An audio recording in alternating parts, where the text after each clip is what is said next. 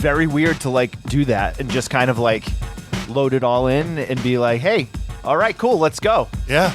Yeah. I'm confused at making sure all the levels are right. Hey everyone. I'm not, like I said, I'm not used to facing this. I know, way. right? It's weird. Welcome to Outside the Cinema, our 15th anniversary spectacular. Yeah. There's nothing spectacular about it. No. It's just, the top and bottom 6 films we reviewed over the last year. We do have some messages and some emails from some people. That's nice. Which is very nice. Scott and Joe will obviously also be part of the show. But the thing that's weird is Chris is here with me in the studio. I am. I'm desperately trying to learn. I don't use notes on my iPad a whole lot, so I'm trying to like add the things like separate. I just got to separate my list. I have good, 2 transitional. Okay. And then my bad list, but because I don't use notes and I was very tired last night, it was just one long list, stuff spelled wrong. Like, and if you know me, I hate myself right now. Yeah, because one of the ongoing themes in the 14 years you've been on the show is how badly I type and how I don't care to correct what I type. Most of the time, I know that I'm misspelling things. I just don't care. I think it's funny if like the movie is The Way of the Warrior, it's like, join us this week for the What of the Warrior. The What of the Wazor. I do that all the time too. And I don't even care. No. Autocorrect is my like arch nemesis. I've basically learned that if I'm using capitalization, punctuation, and I'm sending it to my children, that means fucking pay attention to me. So. Oh, it's all good, though. I'm very happy to have you actually in the studio. It is weird to have made that drive. And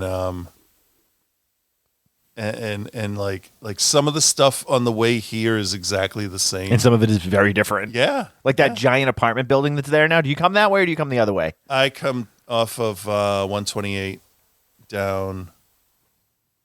So like where the Circle K is and stuff? Yeah. Okay. Yeah, so there's some stuff that's changed over there, but if you go this way, there's a huge apartment building that's like maybe like five spots down. Wow. That they've been building since like before the pandemic started and they still haven't finished. It's bizarre. Oh, of course. I mean, the building's there, but like nothing else. Bizarre. It was nice to see the shed that was 100 years old that had been falling apart slowly. Yep. Over time, there's just 2 peaks left. Yep. And pretty soon nature will have reclaimed it. That's the house too. They've been repairing the house for like since like 2018. Yeah. Well, they're going to school to learn how to fix it, so it's maybe. a little bit at a They time. put new windows in like 4 years ago and like have done nothing else. You know what? If I put all new windows in my house, I know, right? I'd be like, that's fucking good enough for me. I don't even know. No, I can't. We took out all of the cabinets, the countertop, everything in the kitchen, right? And I cut for a new sink. Everything's level. It's great. There's one fucking cabinet we haven't hung yet in like a year and a half. Always. Right? And it's this weird thing between the two of us where it's like, I need to know how high it has to be off of the countertop for her to be able to reach everything. And then I have to find something big enough to prop it up while I mark and drill the holes, right?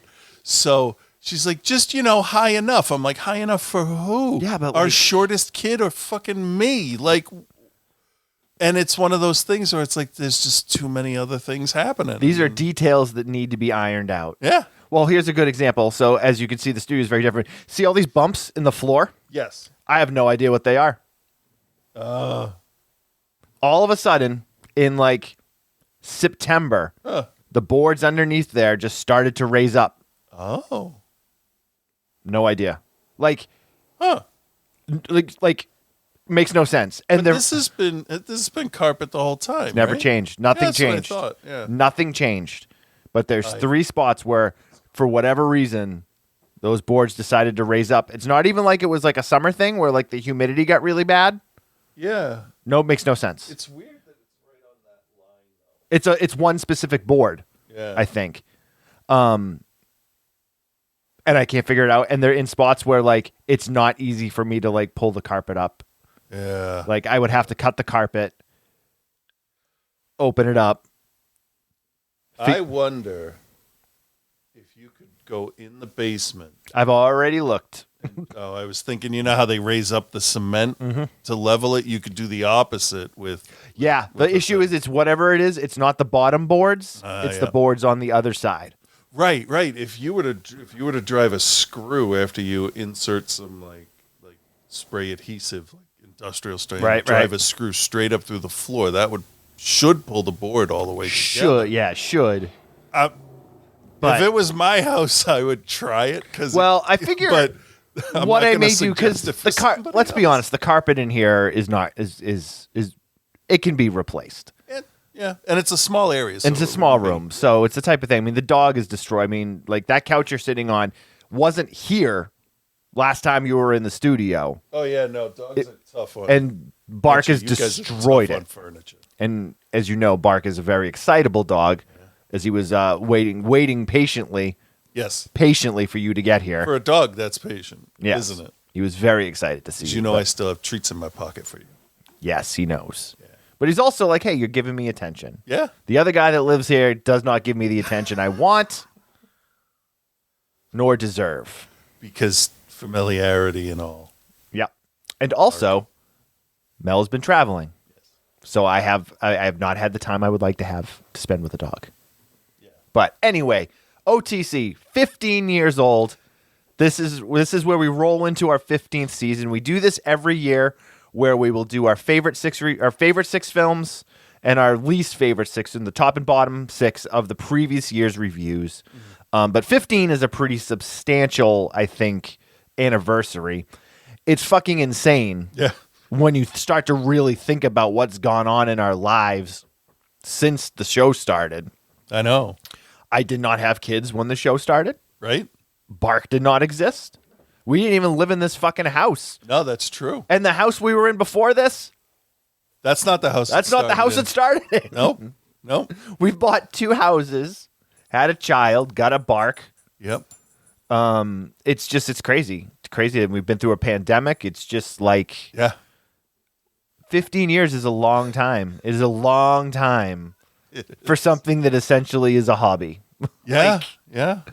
But it is, it is what it is. It's still fun to do. I still like doing it. I still like to do it with you. So like, it's the type of thing where like, Shit, that's gonna come back to us. I like to do it with you.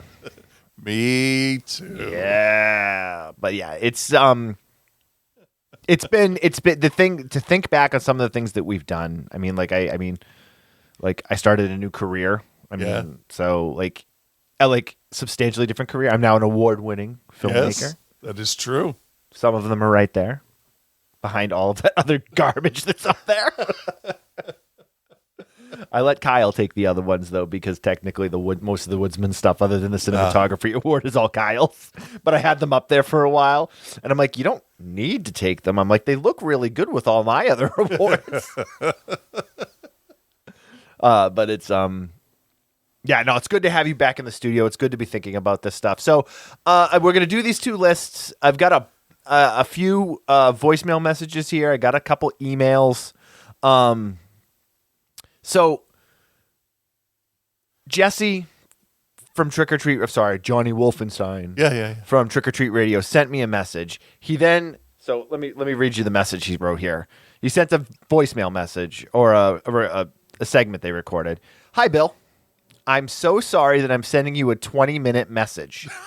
I'd probably just delete it if someone sent this to me for our show, so do with it what you will. We had so many memories to bring up that it just kept going and going. Anyways, we love you guys and are thankful for our friendship over the years. Happy 15th to you guys. I mean, I feel like we have to go through it now, right? Yeah. So should we start with that? I feel like maybe we need to start with that. Since it's going to be 20 minutes, we'll know how deep into the show we are, and if we need to break it up into 2 episodes. Yeah. Oh, that'd be All right, so our good That friends actually wouldn't be bad. Do the best this week. Yeah, one more week. We don't have to watch any bad movies. Exactly. Hey, I do have one question before we start. Yeah, for sure. Did we watch The Dead Don't Die for the show, or did I just watch that because I love it? I think you watched. Hang on, let me check my list here. Because I thought we had discussed it, I don't. and you weren't a huge fan of it, but I loved how weird it was. I don't see it. Okay. I got to take that off my list.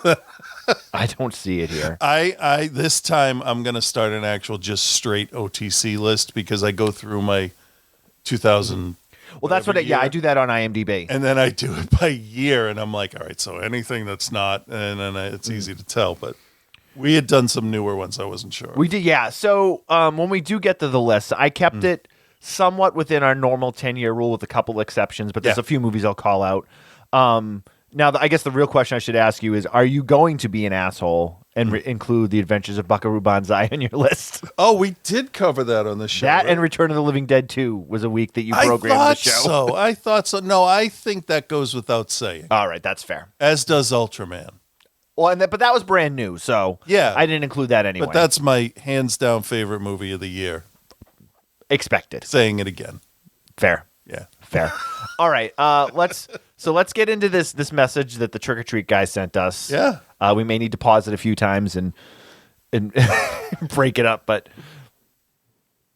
holy shit! With Reverend and I Scott. don't mean with your boy Reverend Scott. Oh. This is the Trick or Treat Radio boys, and this is Johnny Wolfenstein. I'm also joined by. How many guys are on that show now? By the way, I don't know. I feel like they drop like flies.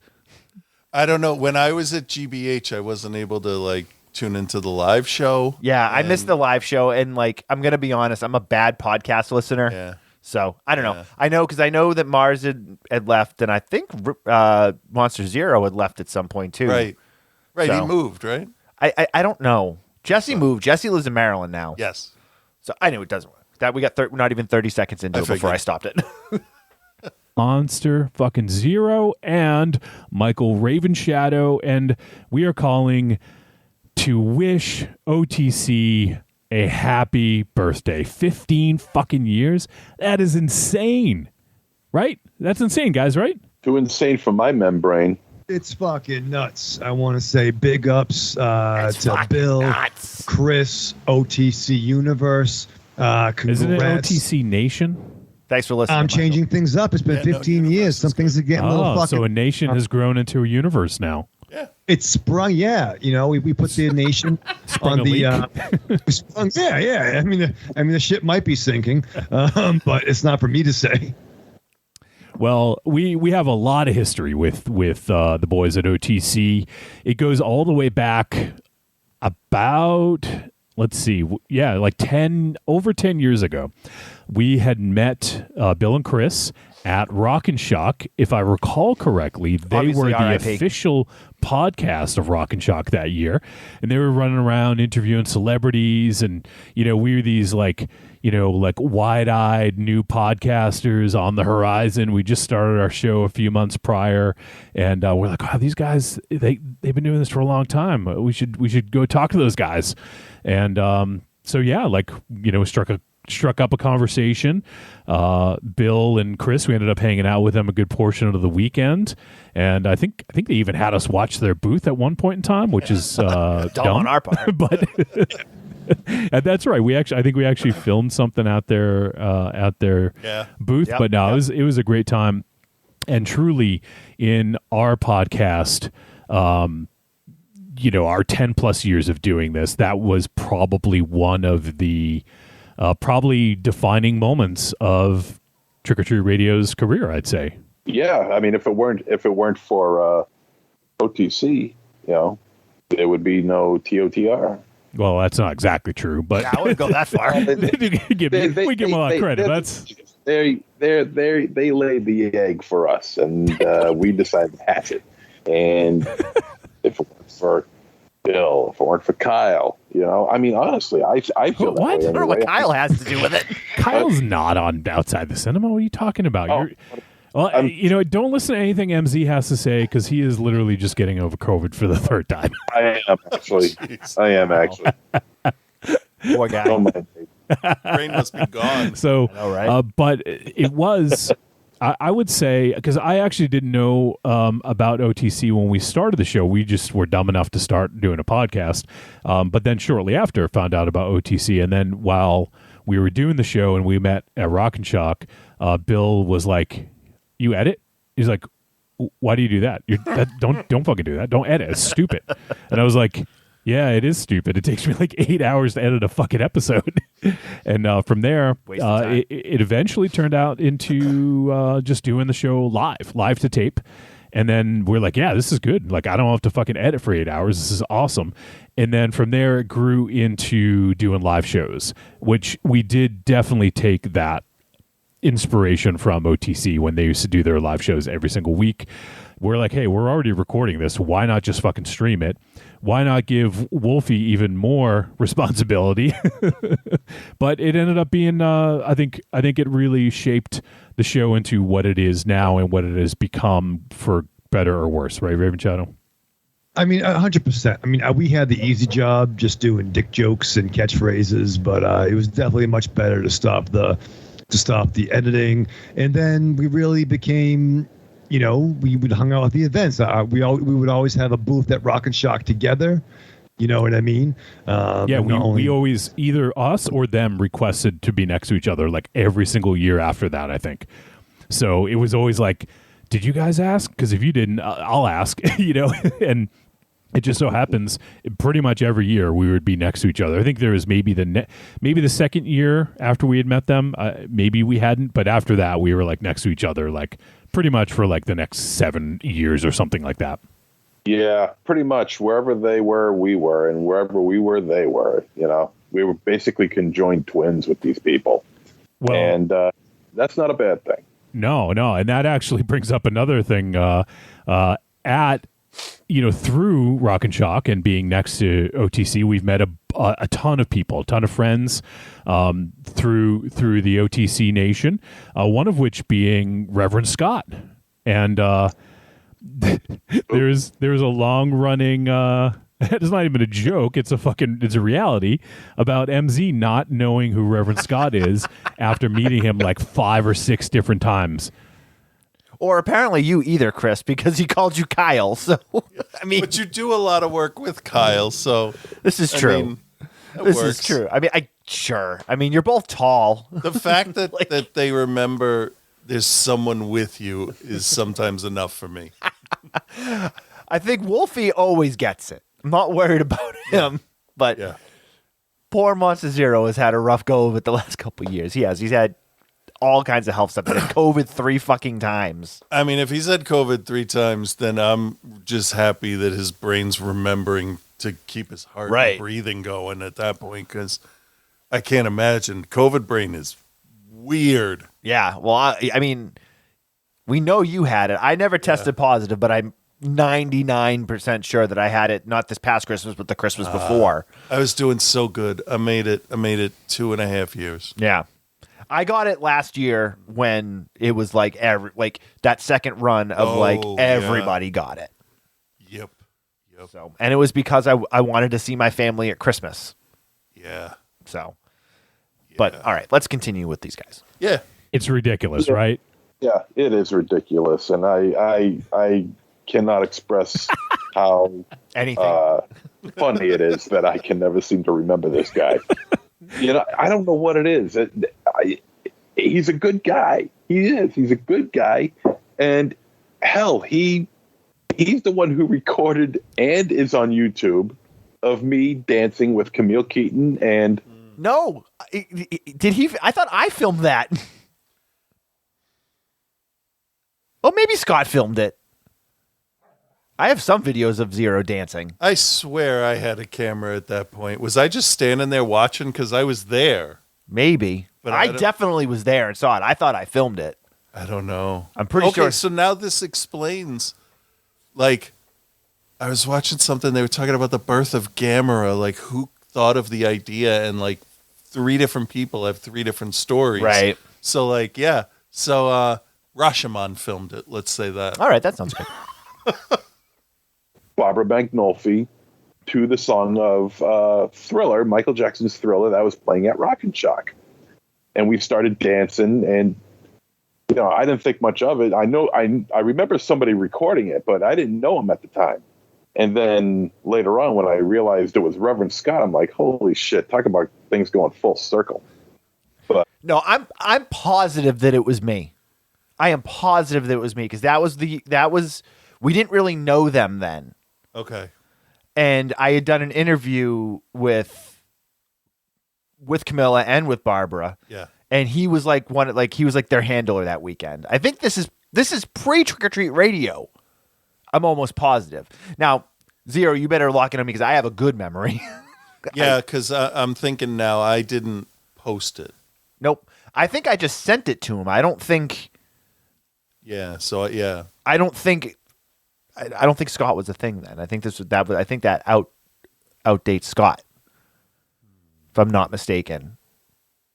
Maybe I'm wrong, but my memory's pretty good with stuff. That's one thing that I have not lost. I think I can search that. All right, go for it. Yeah, it's pretty nuts. what I do remember are his messages, his voice messages that he would leave for the show. Well, yeah, you won't forget those. You'll forget his face, but not his messages. They're more memorable. That should be his tagline. You'll remember his voice messages, but you don't remember what he looks like. You'll remember his voice, but not his face. Right. So, and it's happened at least a half dozen times that I don't remember. Yeah. So there's a couple. That's sort of. I'm trying to be succinct where we apologize. There's just so much history here to get to, so we might run a little long here. So we apologize, guys. And we're a bunch of verbose motherfuckers as it is, so you guys understand that. Yeah, I mean, Trick or Treat Radio shows are like 4 hours still, like weekly. Like, I love these guys. Yeah. I love them so much, but I'm like, I don't have a week to listen to your show. Well, that's all. That's what you're supposed to listen to all week as you're driving to and from work, and then the next week when you go to a new episode. There's a new 20 minutes. Yeah, I don't leave the house for work anymore. That's not true. I mean, if I got to shoot, I got to go on. I got to leave the house. But normally I'm just here. Yeah. And I can't listen to podcasts really when I'm working because usually if I'm editing and stuff, I can't like. Yep. Got to use music for that. Spoken word. Well, not even just the audio from whatever I'm editing. A lot of times. Yeah. So, all right, let's continue. But speaking of Reverend Scott, he sucks. a couple other things real quick: the Flirtini and sports. Had to make sure we mention those with in regard to Reverend Scott and Raven Shadow. You have a claim to fame, I think, with Reverend Scott one time when he was there with us. Because what was your job at the restaurant? Oh, my job was to get the table. Like Devon and Bubba Ray, right? It was just like that. My job was Raven Shadow get the table, and I would be part of the scout team that would go across the street to gather the table when everyone was packing up their wares and whatnot, putting their pieces or whatever. You know why? Because we didn't want you touching shit, and we also knew that you wouldn't anyways. So there you go. What's that mean? Touch what shit? You would not. You don't lift stuff. I'm not the strong guy on the team, man. I am the people person. I am the like face. Kids like face. Kids like face. Dirk What are you talking about? Like Dirk face? Benedict. Like send me. You're a huge fucking Dirk. That's for sure. Dirt Benedict. Dirt Benedict. That would make more sense, right? If we're. Are we piling on him right now? Is that what we're doing? I mean, that's what we do. I do. He's never going to listen to this. I don't. There's no way. I am convinced that Raven Shadow has never listened to an episode of OTC in its entirety, even if he was on the episode. You mean in real time listening to the episode he's on as it's recorded? Well, yeah. I mean, I think there's definitely been times where like he just gets up and leaves, like. And we're like, where's Raven Shadow? Oh, he probably went out to smoke a cigarette. And then like comes back 20 minutes later and just sits back down like nobody knew that he was gone. Like it's a regular conversation that's happening. Yeah, it's bizarre. I do still have an autographed Raven Shadow photo on the wall over there. Well, you should. I mean, obviously you should. Yeah. It's our Christmas one. What's it say? To Bill, I want to deck your halls. Is that what it says? I think that's what it says. What a fucking weirdo.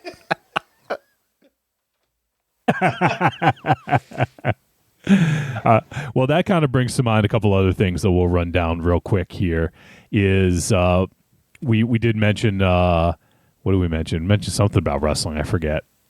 Get the tables. That's Keep on the table. Yeah, there you go. That was the segue I was looking for. Going back to the segue, and Bill was also nice enough to invite us into his home on several occasions for the Royal Rumble, for various get-togethers, cookouts, and whatnot. And those are always like sort of the highlights of the life. year, of like getting to go hang out with Bill, sometimes Chris, and the rest of the crew. But the Royal Rumbles were always That's fair. always That's fair. awesome, and I know we have some good memories from going to those as well. Absolutely. And those Royal Rumble gatherings led to the creation of the Down Boys. That's that- right. Oh yeah, I forgot about And the Bill and I are members of. We even have our own T-shirt. Yeah, with your with all of our faces on it, and you proudly wear a T-shirt with your face on it wherever you go. Yep, I have two, one to keep in the and one to wear. Raven Show's the only person that would have well, I guess you're probably not the only person, but the only person I know that has a T-shirt with his face on it twice. So there is that, and and also I would be remiss if we didn't mention that I seem to remember Bark Wahlberg humping MZ, but then I was reminded that Bark pretty much humped us all. Yeah. If He you went weren't hard if you on weren't MZ humped though. by Bark Yeah, but one of Wahlberg, them then you humped really him didn't have. back. yeah, but which one? Yeah. No, Bark definitely went ham on Raven Shadow one year. I think it was whatever it was the year that, and now that I'm probably going to mention this, they'll probably mention it. Jesse showed up unannounced. He had already moved down to Maryland, and I didn't know he was coming. Yeah. Which was amazing. It's still one of my favorite memories. But that year, the dog, Bark Wahlberg, went ham on Raven Shadow's leg. I think I got video of it. Life, did you? Then you weren't living. In fact, I think that was the admission fee. In order to come in to watch the Royal Rumble over at Bill's house, you had to be dry humped by Mark Wahlberg. Yeah, I think you're Dry right. about it. Yeah, and if you didn't like it, then you don't get to go into see the Rumble. And oh yeah, I still got chafing on my leg from where he was dry humping me. Jesus Christ, Like that was 4 like years ago, 4 bro. years ago. His dick's not a drill bit. And a couple of things we wanted to mention is, after our fast friendship, we've had, many times where Bill has come on to join us on Trick or Treat Radio. We've been on OTC. But one of the highlights is Bill had moderated a few of our live shows. We did some live podcast recordings at Rock and Shock, Those are and Bill had Those are moderated, I think, one or two of those, three of them. I don't know. I don't even remember now. But No, I did two. That was At least it was two. awesome, and it was so good to have someone of someone who's such a friend, and also someone who's so knowledgeable, to be able to do that and to host those, because those are definitely highlights for us of, I would say, as a podcast, to have our own live podcast, but to have someone like Bill hosting them, I think, was pretty outstanding. Oh, it was so good. I mean, especially just even the fact that, what was it, 2017, I think, was the year where we had, some of our friends flying for Rock and Shock. Yep. OTC had some of their crew flying in, and there's so much like cross-pollination, I think the word is. I'm not sure.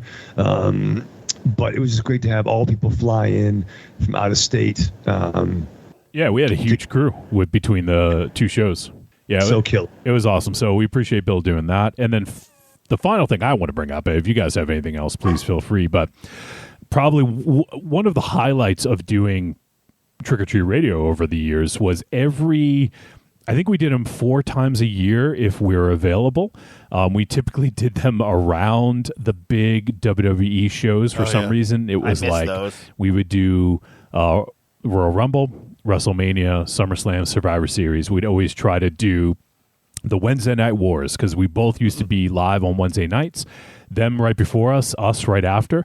It only made sense to team up, double it up, and we would go on OTC and we would do some wrestling themed movie on their show, or two of them actually, and then we'd take a quick break, and then they would come over onto Trick or Treat Radio, and then we would do a wrestling themed movie on our show as well. And we've done plenty of El Santo films, Blue Demon. We've done some crazy fucking films. We did what was that one that you love, Raven Shadow? Boo and the Bounty Hunter.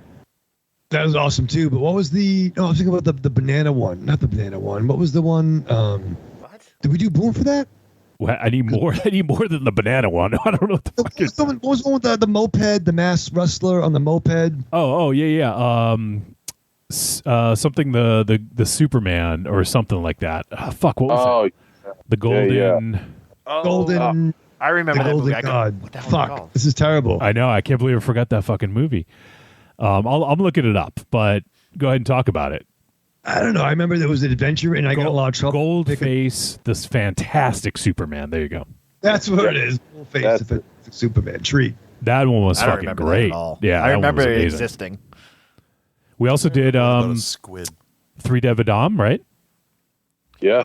The Squid one, yeah. What was this? That was a Japanese wrestling one, right? It was strange.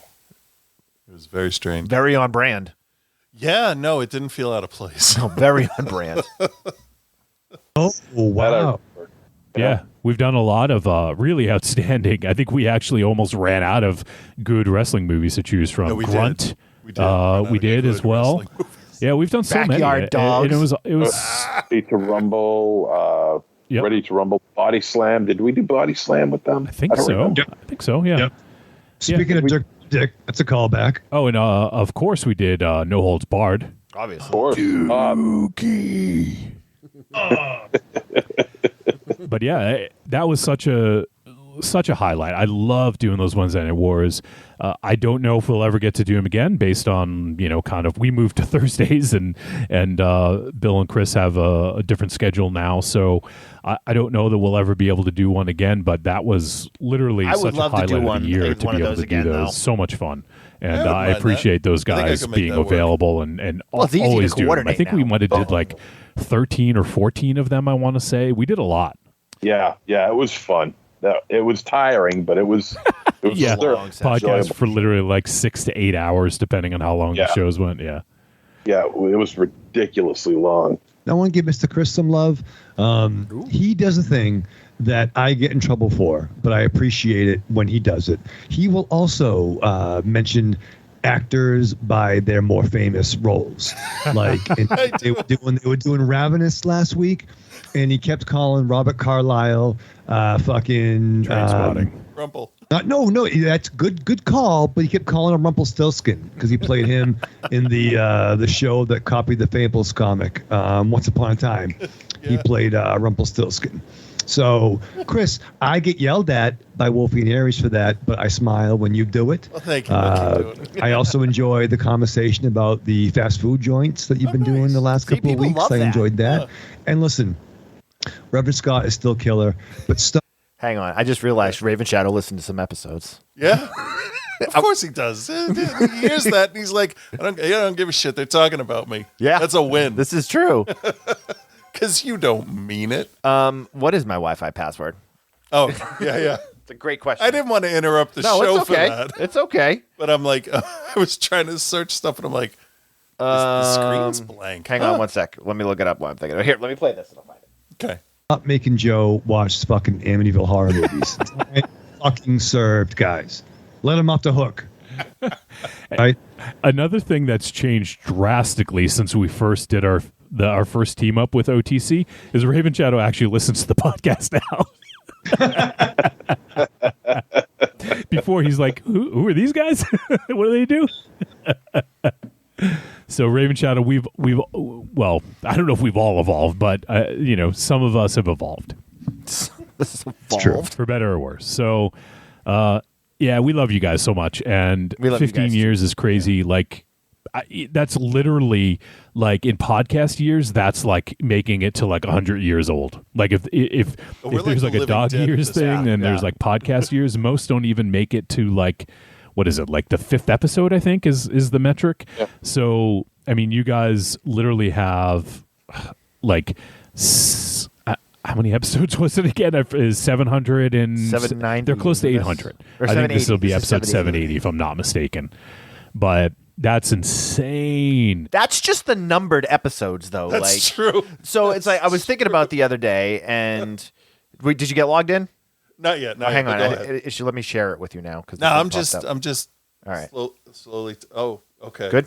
Yeah, I'm good now. Thanks. It's been since you've been here. I've upgraded the internet like 3 times. I know, right? So, yeah. So yeah, This is episode 780, but we really have like something like 1,100 or like 11, almost 1,200 episodes. That's if you right. go in and you count all of the extra like live episodes that we used to do. Back in the day, we used to do 2 shows a week. Yep. We would do the Yep. regular episode, which was the numbered episode, and then we did OTC Live. And we did that, I'd say, for a couple of years probably, right? Oh, it was a while. Yeah, so there's at least like another 100 and something episodes of OTC Live, which if you are a member of the Patreon at patreon.com/outside the cinema, and you are the $5 a month or above, you get access to the show archives, and the OTC Live episodes are all located in there.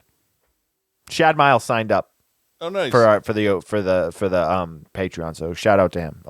We're still doing this voicemail from them, by the way. Yeah, Not over yet. I'm fine with And that. you know, literally, like you guys are like, if we're doing podcast years, like getting fucking up there in the hundreds. And We're like Saturday Night I love Live. both you guys. Two of the coolest dudes I know, Bill and Chris, as well as Reverend Scott. I don't know Joe, so I can't comment. I've heard Joe on the show lots, and Joe's awesome. Joe's a good dude. But I've never met Joe in person. But I love OTC. You guys have done so much for podcasting and for us and just for the medium in general. So I appreciate you guys so much. And our friendship, even though we don't hang nearly as much as we used to, it's always going to be there. Down Boys for life, Raven Shadow. Oh, Down Boys Locos forever. Gringos Locos forever. All right, well, no, go ahead. There's Evan. there's something to be said about dedication, and these guys are dedicated. And no matter how hard we work, we'll never catch up to them, no matter what we do. So Yeah. there's something to be said about dedication, and these guys are definitely dedicated to their craft for 15 years. I mean, think of all the things that haven't made it to 15 years. You know, I mean, there's a lot of things out there that have never made 15 years. Well, they have a long way to go to catch up to your virginity. So, Oh! but they That's did true. last longer than Raven Shadow's marriage. Yes, that is true. Yes. Yeah, from Raven Shadow's marriage to Jean-Benet Ramsey. These things never made it 15 years. Wow. Holy shit! Wow. And let me just say that making anything for 15 years is definitely a tribute to you people. Bill, Phil, Kyle, Michael. Bill, Kyle, Bill, Chris, Reverend Scott, whoever you are. You know, it's really an amazing feat, and I tip my hat to you. Wow. Oh, man. All right, Raven Shadow, any final thoughts? I love Phil by force. Should I change my name to I Phil? call him Bill by accident. Okay. It took me a minute to get the John Benet Ramsey thing.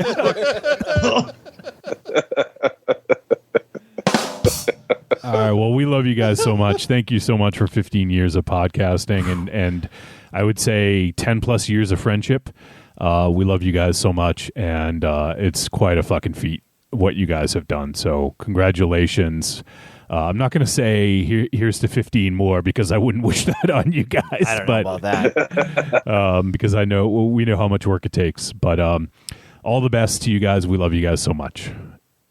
Thank you guys Thank you. very much. I know I truly love the Trick or Treat Radio guys so much.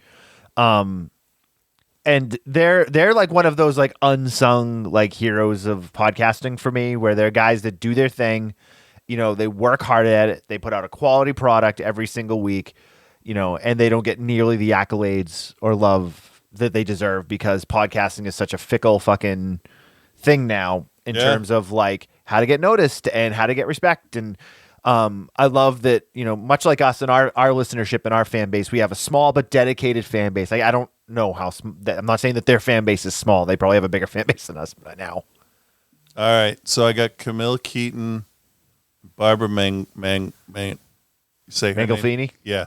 I think you filmed it. Now that I'm thinking about it, I think you filmed it. Dancing to Thriller at Rock and Shock 2011 is a YouTube link. Is it our page? It's Reverend Scott. It's Reverend Scott. Yeah. All right. So I tried to take credit for that. So did I. As well I should. But we were there. It's amazing. Yeah. 2011. Wow.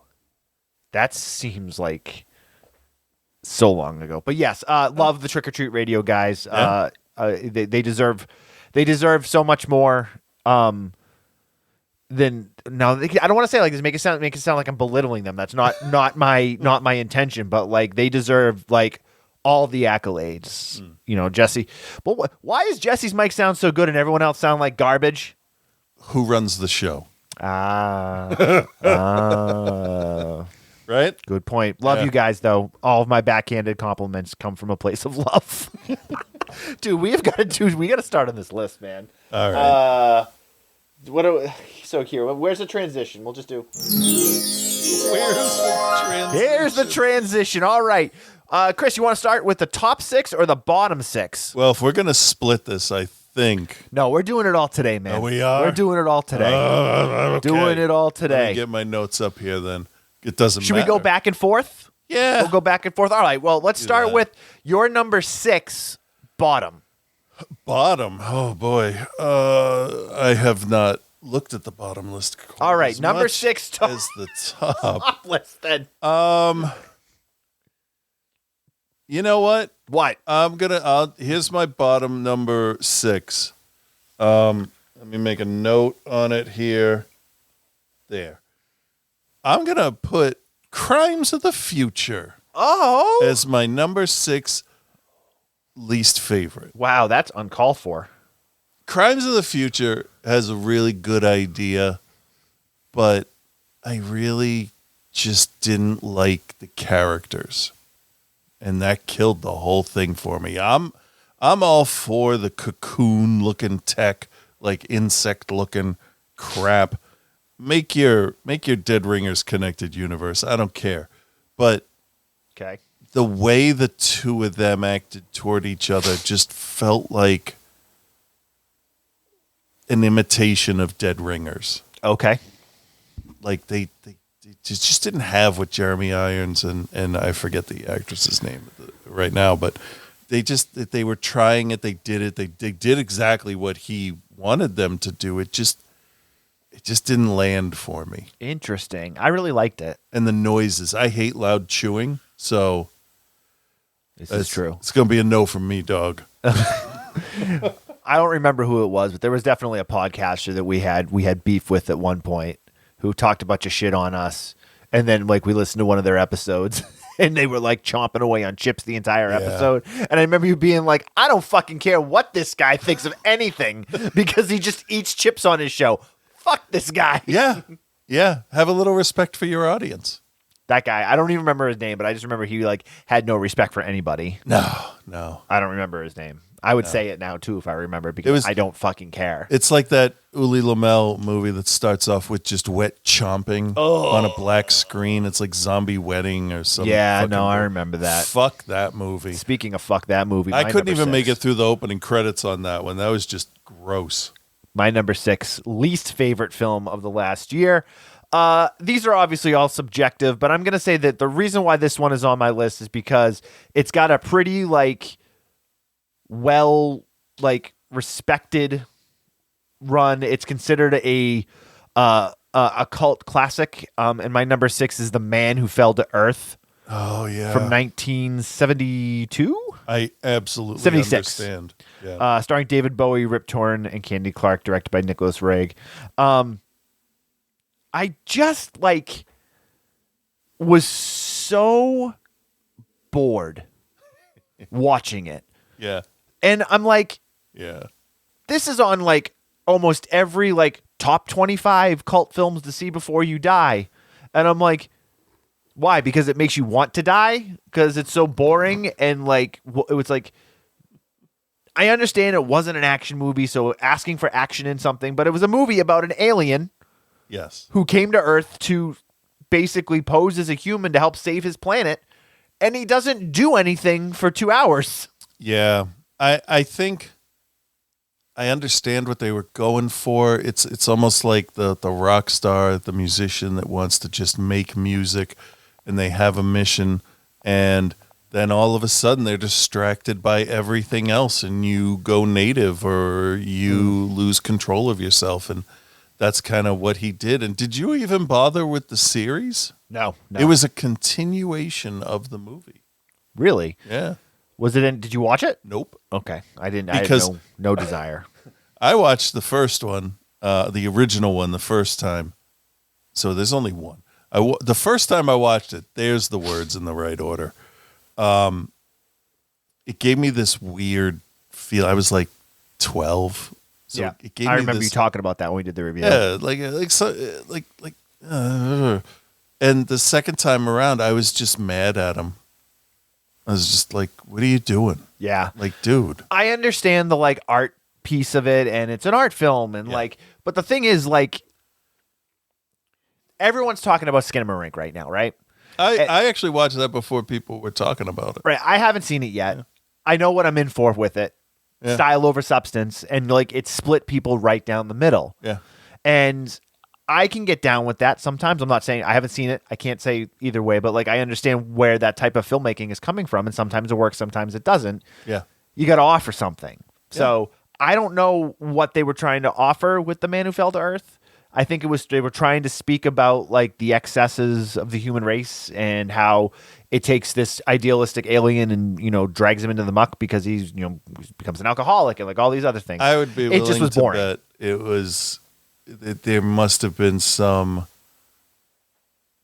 symbolism of the hippie going corporate and being a product of its time, and So going from who you are naturally to what society deems as perfect. makes sense. Makes You know, sense. there's a lot of stuff there, but very firmly rooted. What was that, 70s? 76. Early 70s? Yeah. 76. Yeah. So gas crisis, Mideast, all, yeah. For sure. I can see that. Okay, well, let's move on to the number sixes for our favorites. Chris, what is your number 6? That's a good question. The answer is The Man Who Fell to Earth. Or also Crimes of the Future. Yeah. Wouldn't that be funny? I should do that one. Well, not to. I mean, hopefully this isn't ruining anything, but films like Nine Deaths of the Ninja is Yeah. a film that you could put on both lists. Oh, absolutely. So. Yeah. I'm going to go with The Batwoman.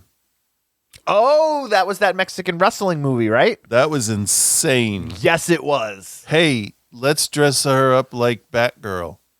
But just, you know, well, that's too many clothes because, like, we're in Mexico, so it's hot and everything. Yep, so you yep, don't want yep. her to sweat through the outfit. So how about just a bra, underwear, and a pointy cape? It's got to be purple. Purple, gotta be absolutely. purple. And the ears and a mask. No, I don't have any fetishes. Why are you asking? Batwoman. It was written that way. The Batwoman is not a good movie. No, it's but terrible. it was one of the most entertaining that I have watched in a long time. Very enjoyable. Yes. Very enjoyable. Yeah, That there's is- not much to say about No, it. and it's really. definitely the like so bad it's good. That one is. I can get on board with that. Definitely the so bad it's good. Yeah. Into it. Yeah. All right, my number 6 favorite film of the last year is a certified cult classic. To go along with your hate of Cronenberg for your worst list, my number 6 is actually Shivers from 1975. The film that really put Cronenberg on the map for body horror and also as this new filmmaker that was inherently doing something that nobody else was doing. Shivers is definitely a classic in that body horror genre, starring Paul Hampton, Joe Silver, Lynn Lowry, written by, directed by David Cronenberg. Very simple story of the suburban high-rise in Canada that they're infected by this weird parasite and turns them all into these sex-crazed fiends. One of the earlier films to do it in this style. We've now seen whether it was something like what was the Asian film we watched earlier, The Sadness? Yeah. Whether it's that's almost the same thing as Shivers, just like with the fucking volume turned all the way up to 11. Yeah. It's I was gonna say it's the fear. It's the scary part, the traumatizing part comes from what you can't see in Cronenberg stuff, but also in this, really, it's the audio that for sure. Yeah, and now I'm not going to tell you that Shivers is his best film by any stretch of the imaginations, but I think it's an important film for like pushing boundaries for the time period, and also like gave us a nice blueprint of what was going to come later on with stuff like Existence and like The Fly and like Dead Ringers and stuff like that. Yeah. Shivers is a classic. I firmly believe that. Not the best film, which is probably why it's my number 6, but it's definitely important. And I think if you're a fan of OTC, it's a film that you need to make sure you watch. Yeah. So my number 6 favorite of the year was David Cronenberg's Shivers. Let's move back to the bottom 6. And Chris, your number 5. I'm going to go with one that I remember pieces of. Okay. The Blade Master. Watch, I'm not talking to you. I don't remember the Blade Master at all. It was Ator. A lot of people had New York accents, I believe. And if I'm thinking of the right movie, it's the one with the Valkyries that are constantly saying how much they don't need men and they hate men. And oh shit, yeah. That was really bad. That was like Conan. Did we cover that on the show though? I didn't watch it at home. I don't think so. I don't remember covering it. I definitely know the film. All right, you want me to do a different one then? No, you don't have to. I can. I don't think we covered it because I don't have. Oh, you know what? Yeah, hang on. Let me check my lists. It could be under a different title. Well, that's what I'm thinking. Its original title was La Invincible Altor La Vincia Arion. Yeah, I thought there was another title for it. No, because I don't have it on my watch list. Oh, okay. But it's Joe D'Amato, so you know it's garbage. Yeah, that is that. Yeah. So let me change that then to Dark Glasses. Fuck that movie. This is just gonna be like you're gonna be like, hey, I'm gonna find Bill's favorite 6 directors, and I'm gonna tell him how much I fucking hate his movies. Hey, I love Cronenberg too. I really do. Argento, on the other hand, can't say the same about Argento. I'm more of a recent paying attention to Argento's name on stuff. So like now at an older age, I'm realizing all at once that there's really good and really awful stuff. But the really awful stuff, Shudder seems to have, which is rare for Shudder because I like them and their content. But Dark Glasses was like, the way to solve the problem in Dark Glasses is like get another adult involved and everything would be fine. It's like sitcom problem contrivances where it's like, oh, well, if I just said, oh, you misunderstood why I was naked in her room because she's in the bathroom and I had to, instead there has to be a whole thing with Joey and Brenda and gives a shit. I think too, like, I think you're the way you like, you're like, oh, well, you know, Shudder's usually pretty good. And I think Shudder is very much just of like, well, it's the new Argento movie. No, I would. People are going to watch it up too. Yeah, because people would want to see it. Yeah, it's bad. It's bad. It's not on my list. And it is lower middle. Yeah, that's fair. Of Argento's stuff, and I would also say like it's very for the stuff we covered last year. For me at least. Yeah, it's a very very middle of the road. Yeah, no, yeah. I mean, it looks nice, but does it? There are parts where it looks nice, but it looks really cheap. It definitely looks cheap. I'm just getting too much of a Jaden Smith vibe from the acting of the lead actress, you know? Yeah. I also, watching that and kind of looking back, because we did a couple of Argento movies this year. I think we did one of the other, like, was it Sleepless? I forget what else. But he kind of doesn't like women. No. He has some very makes them very dumb. Like he makes them seem like dumb. Yeah. And of course, she was a prostitute, so like bad things happen to prostitutes. Like that's not. Well, I mean, look where he's coming from. It's a viewpoint of his that's not going to change because it's baked into his because he's generation. 82 years old or whatever. Yeah, it's. I mean, he could have more progressive views, but those are the kind of. Does Scorsese make a movie where a guy doesn't shoot another guy about some kind of money deal gone wrong? Yeah. No, you're right. Okay. So my number 5 bottom 6 of my bottom 6 list is one that I very easily could have actually probably worked into my top 6 if I wanted to, because it definitely has that grindhouse so bad it's good appeal, but overall it's just cheap and just like bad, and it is the Massage Parlor Murders. Oh. A lot of really good accents in there by Joey and the other guys. It's a movie about a serial killer that murders, I think, one person. And like the cops trying to catch him. Did you say a serial killer that kills one person? At least in the movie. Oh, okay. Because that's just a murderer. Yeah, it's got a ton. If you want that cheesy 70s exploitation stuff going on, I mean, it's gonna fill that void for you. Yeah. It's so stupid. The 73 is when it was released. Nobody of any type of like acting credences in this.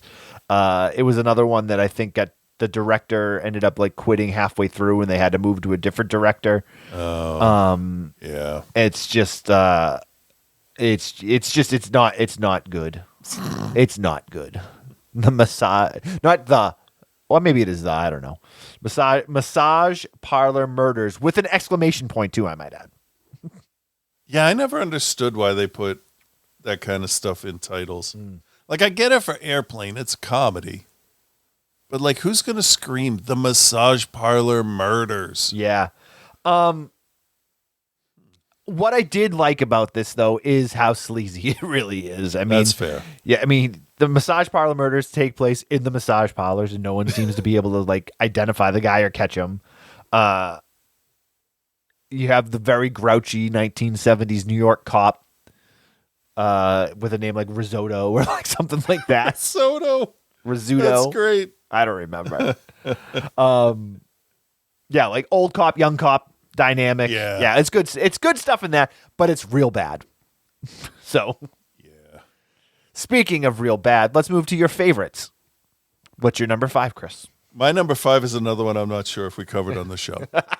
You definitely do need to make that list then. I do. Did we cover a movie called I Blame Society?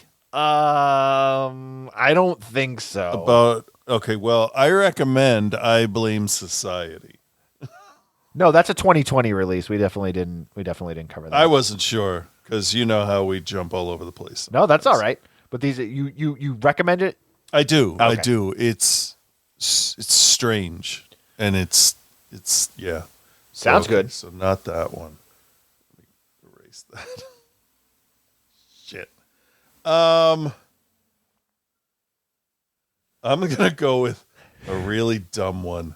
Really fucking dumb. All right. I'm into it. I'm on I board. hated watching this at the time, but the review made me love it. And I am ashamed of myself No, you're not. for putting the Children's Hour on this list. Yeah. Okay. Now let me call this up just to make sure I have the right thing. No, you're yeah. I know exactly where you're coming from. Oh shit! No, I thought this was something else. But yeah, no, this is all right. I can go with At this. 1,000 today. I don't know what's going on. Which one did you think it was? Do you remember the one in England where they're in like a white plaster house, and the pop band comes to see the orphans, and it's just two dudes and they hang out forever, and there's a bunch of girls, and it's all girls, and it looks like it's shot on Super 2, not Super 8. Okay. Yeah, the two singers from the pop band come to help them write a song, or because they wrote a song. Okay, that sounds familiar. what the fuck was that? And it had a terrible song in it. Like their song was just hang on. Let me dig in here and see. Oh, that's killing me. Talk about the Children's Hour. Anyway, the Children's Hour was really good. So I guess I'm going with my number 5 is the Children's Hour. Just randomly picking shit off my list. Hey, whatever works, man. As long as you can talk about it. Yeah, starring James Garner, which is the first time he's been on the show, I believe. Shirley MacLaine and Audrey Hepburn. And Shirley MacLaine and Audrey Hepburn are school teachers, and because they get along so well at work, and I believe they share an apartment together or a whole house because, that costs a nickel. Two piece of shit kids at the school, one piece of shit kid, tries to out them as lesbians because, as you know, back in when this was filmed in the year of 1961, that was a bad thing if you had pearls that needed clutching. So I, at the time, remember just thinking this is a great start, but it kind of stumbles at the end and doesn't really have a positive message. But then you look that it's 1961 and you're like, well, you know what? I guess people didn't want to get murdered for having their message in the movie. So they got as close as they could and then said, they're just people. But my biggest issue was they weren't gay. Right. They had all that persecution and stuff, and they weren't gay, which also could have been a point that you never know what kind of person you're harassing, or the distinction between gay and straight is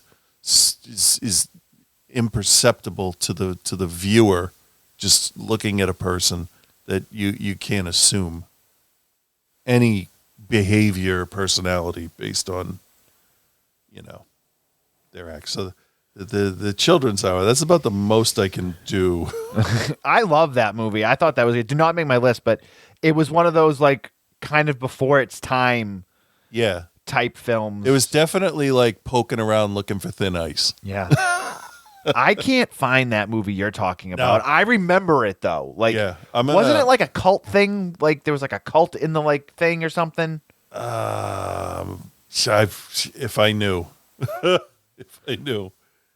All right, I'll keep looking if you want to do. I'll do my next one. My next one, my number 5 for my favorites is one that I had never seen, and it checks off all the boxes for me in terms of like 80s action with like that hint of like super genre filmmaking, Canadian made. It's 1983's Siege, directed by Paul Donovan.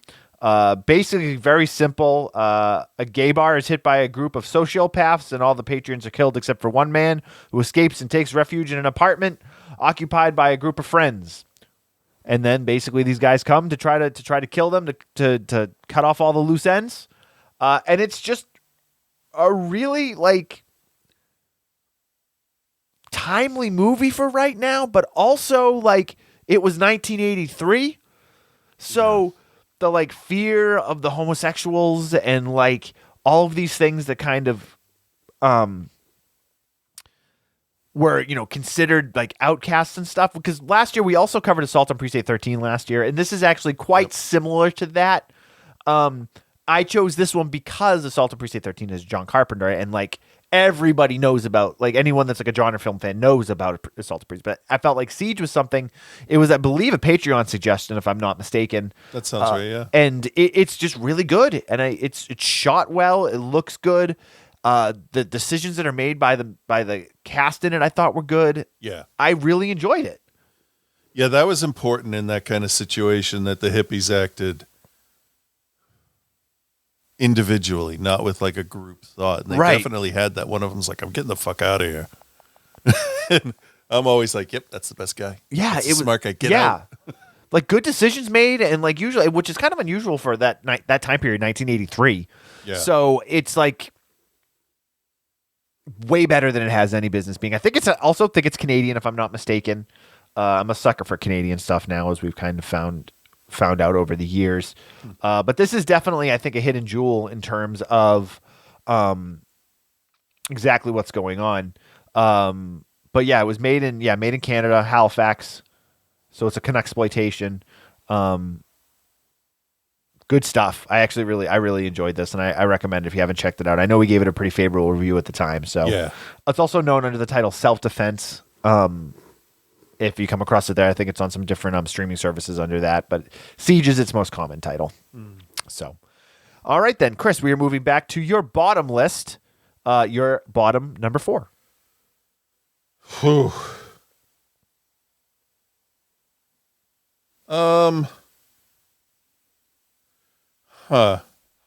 That's a good question. So now I have a bunch here that I know I've watched. I know we did on this show. See, I know what I want for my number 1, so I'm pretty much good for the rest of them. Yeah, my number 1 and my number 2 are locked. It's the other ones. Yeah, I'm not 100% about my number 2, but let me do this one. And call this, because I wasn't even sure if this was going to make the list or not. I'm going to go with this piece of shit. Smiley Face. Yeah, that was fine. That was Greg Araki, wasn't it? It had what's her name? Yeah. Anna Faris. Anna Faris, yeah. Adam Brody. Roscoe Lee Brown. Yeah, it's about an idiot who's stoned to a ridiculous point.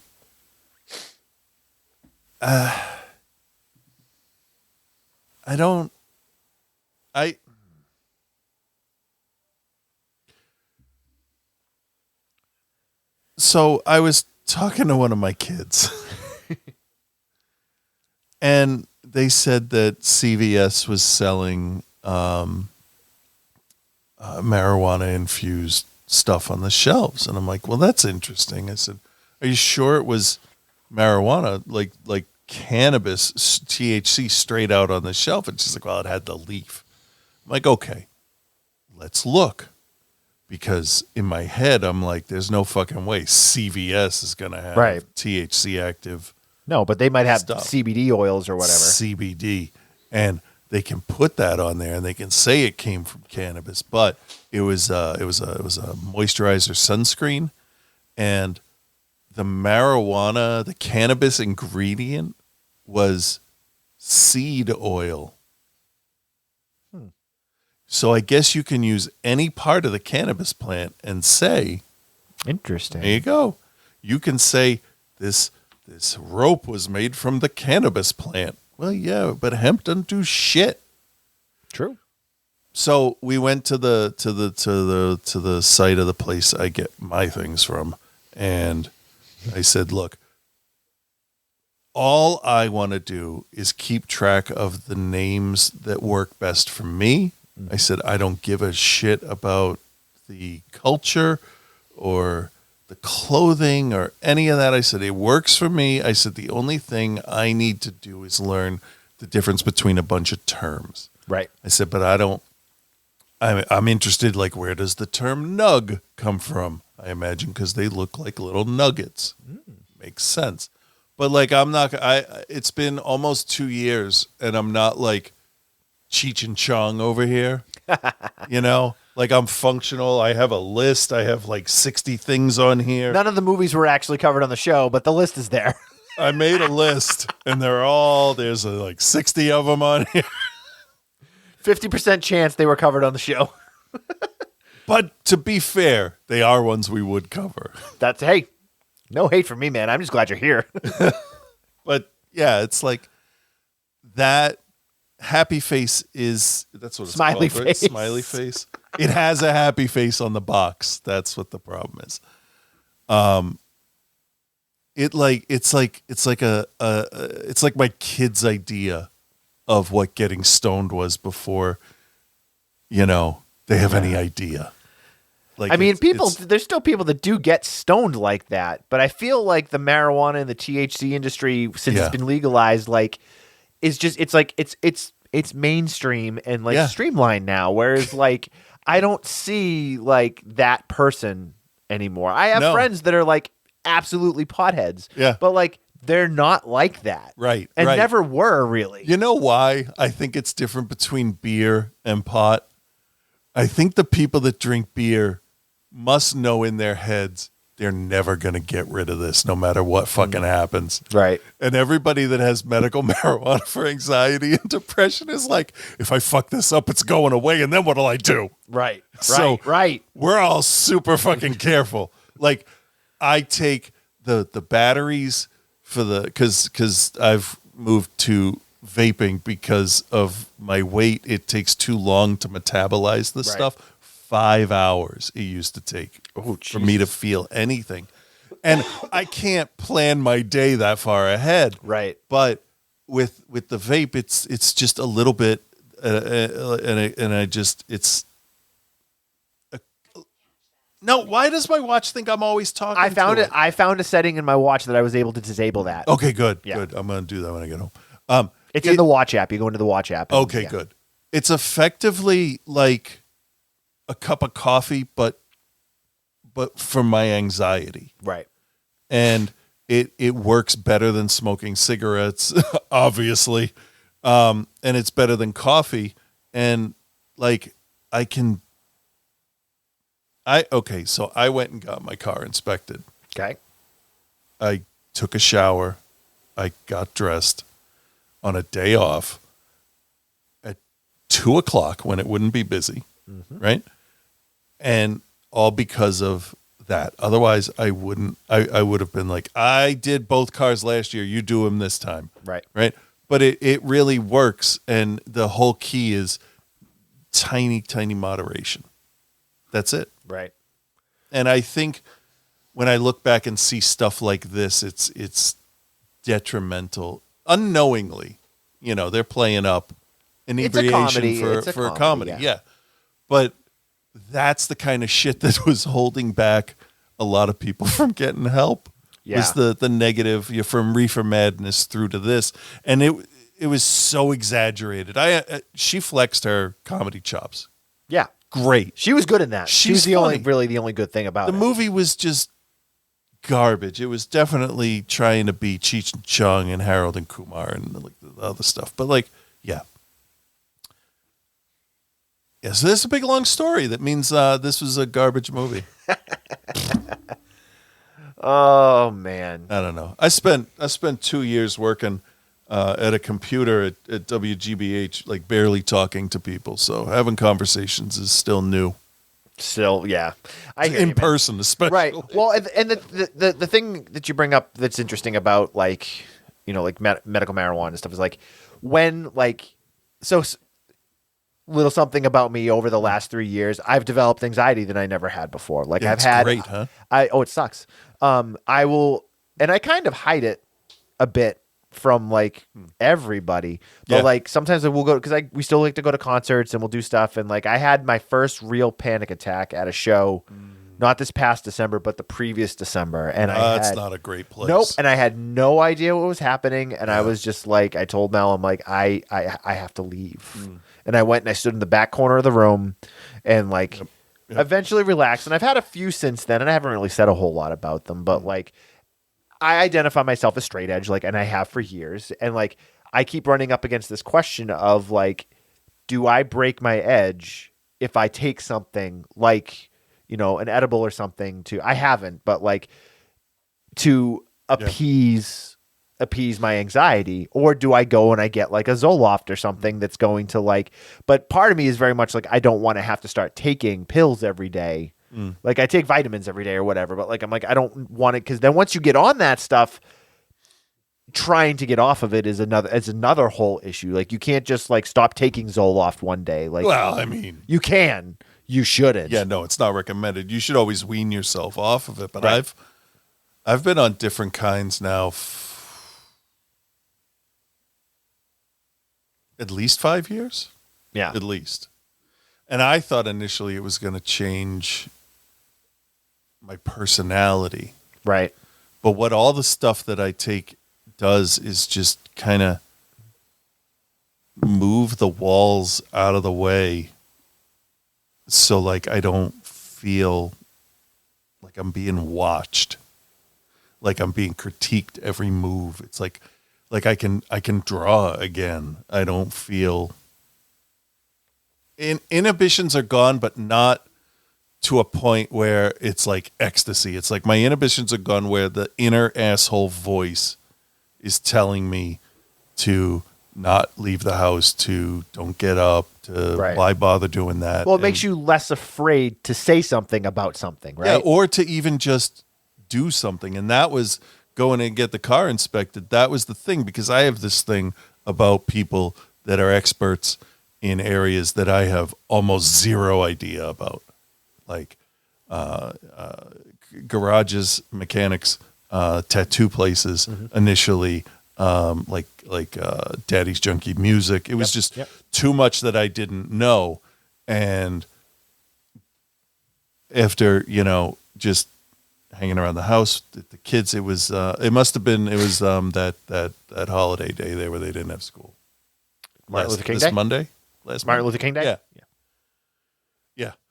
My birthday, too, I might add. Oh, shit. Yeah, happy birthday. Oh, yeah, a couple weeks late, but that's fine. I'm not worried, dude.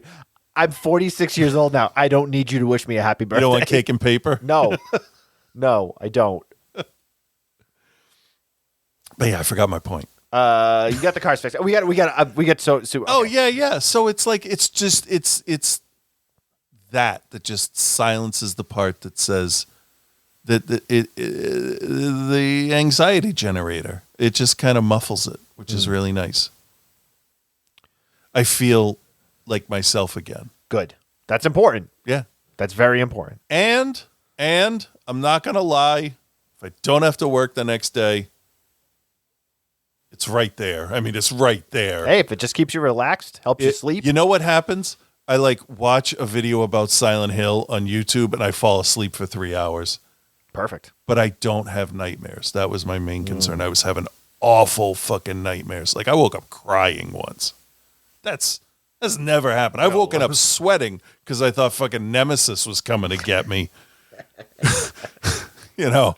But yeah, so the nightmares are gone, which is the best thing because I actually feel relaxed and refreshed. Well, speaking of nightmares. Yeah, we still have a bunch of movies here. Yeah, so you just did your number 4 worst, right? Yeah. All right. My number 4 worst, I will keep it quick. 1982 Superstition. Bag of shit. Story about a witch that's put to death. She does the whole, you'll pay and your ancestors will pay. And she returns and punishes all the descendants. And it's just so pedestrian and so fucking mediocre. And it doesn't have anybody really of note in it. James Robertson directed it. He is best known as he did a lot of camera operator stuff. Like he worked on like Rat Race and some other stuff, but directed a few films. And it's just so pedestrian and so forgettable. And it does that thing that is just like the worst thing you can do with a movie like this is just make it inherently uninteresting. Yeah. Yeah. I think sometimes people get really far into the weeds of making movies and they forget to look at the overall picture because you're so familiar with the symbolism or the lighting in certain scenes and you're forgetting that it's to entertain. You want to have a cohesive story. I find it's a lot like when you start at a new place and all the acronyms are already in place and there's no map to where all of the conference rooms are. Right. And you have to figure out what's going on. Agreed. I don't know if that made sense. It doesn't. Speaking of not making sense. Like you got wait. What was your movie was? Because I got to mark it on my list here. I don't care. Superstition. So we're at your number 4 favorite. God damn it! I'm gonna go home and go to sleep. Yeah, you will. And that's totally fine. Yeah, at some point I have to. Yeah, I mean, it's part of the daily occurrences. So I'm gonna take this one out. All right. So initially I had the sadness on my worst list because there are things in that movie I do not like. But it's so well made. Dumped that to add this one, which goes hand in hand with my number 5. We're gonna go with Trauma. Is your favorite? Oh, we're favorites? Yes. The fuck am I doing? I'm just so happy to be here in Sea Park. And, We're at your number 4 for your favorites. oh, that's easier then. Fuck. Hellbender. Hellbender. That was the witches. Oh, yeah. The family of witches. Yes. God, glad I got that right. Yes. Oh, yeah, that was surprisingly interesting. Yeah. And it's if I remember, it's the family that makes the films. John and That was newer, right? That was one of the ones where we were doing newer stuff. John Adams, Zelda Adams, and Toby Poser directed and wrote this, and it starred Lulu, Zelda, and John Adams and Toby Poser, who I'm assuming must be, I'm not sure. But it says a lonely teen discovers her family's ties to witchcraft. And it's folk horror, but it's modern folk horror because the witchcraft comes from obviously a long time ago. And it's a family thing, and they're portrayed as sort of normal people, except for this thing they do. And the way it's filmed and the way they are with each other feels so, because they've known each other for a super long time, it just feels really natural. And it's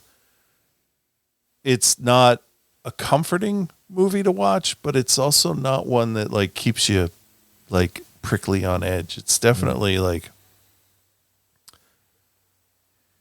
somebody in this story has everything under control. Right. Can I spoil your party? Yeah. We didn't cover it on the show.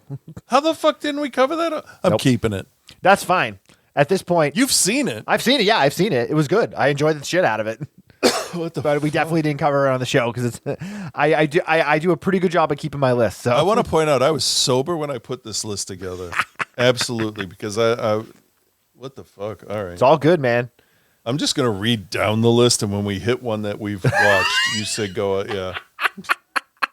My number 4 favorite is a film that was technically a 2021 release, but it was made back in 1984. Oh, yeah. They lost all of the audio for it. They had to recreate it. They used some genre legends like Don Wilson, Michael Berryman, and Linnea Quigley.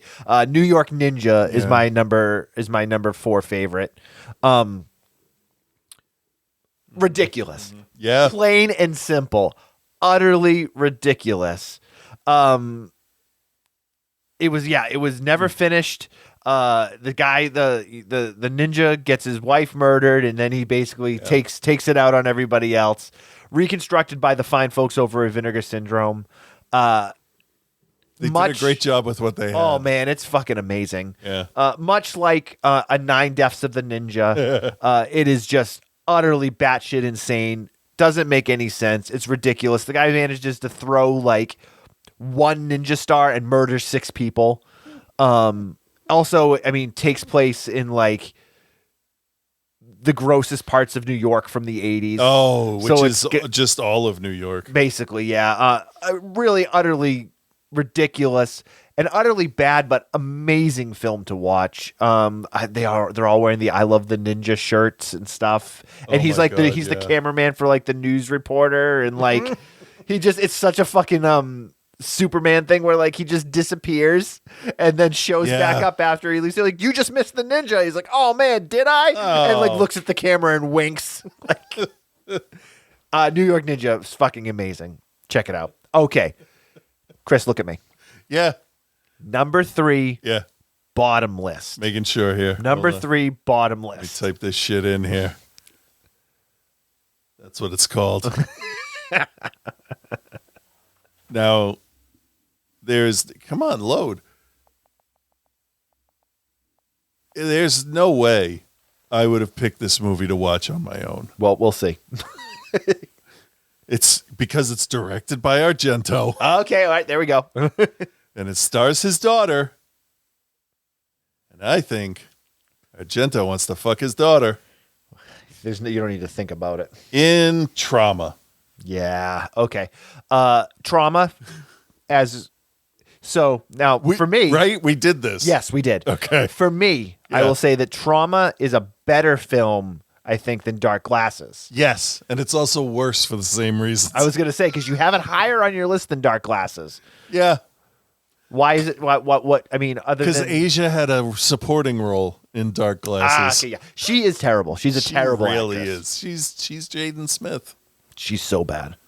Yeah, I liked her in Land of the Dead Triple X. because she was. I don't think I watched Triple X.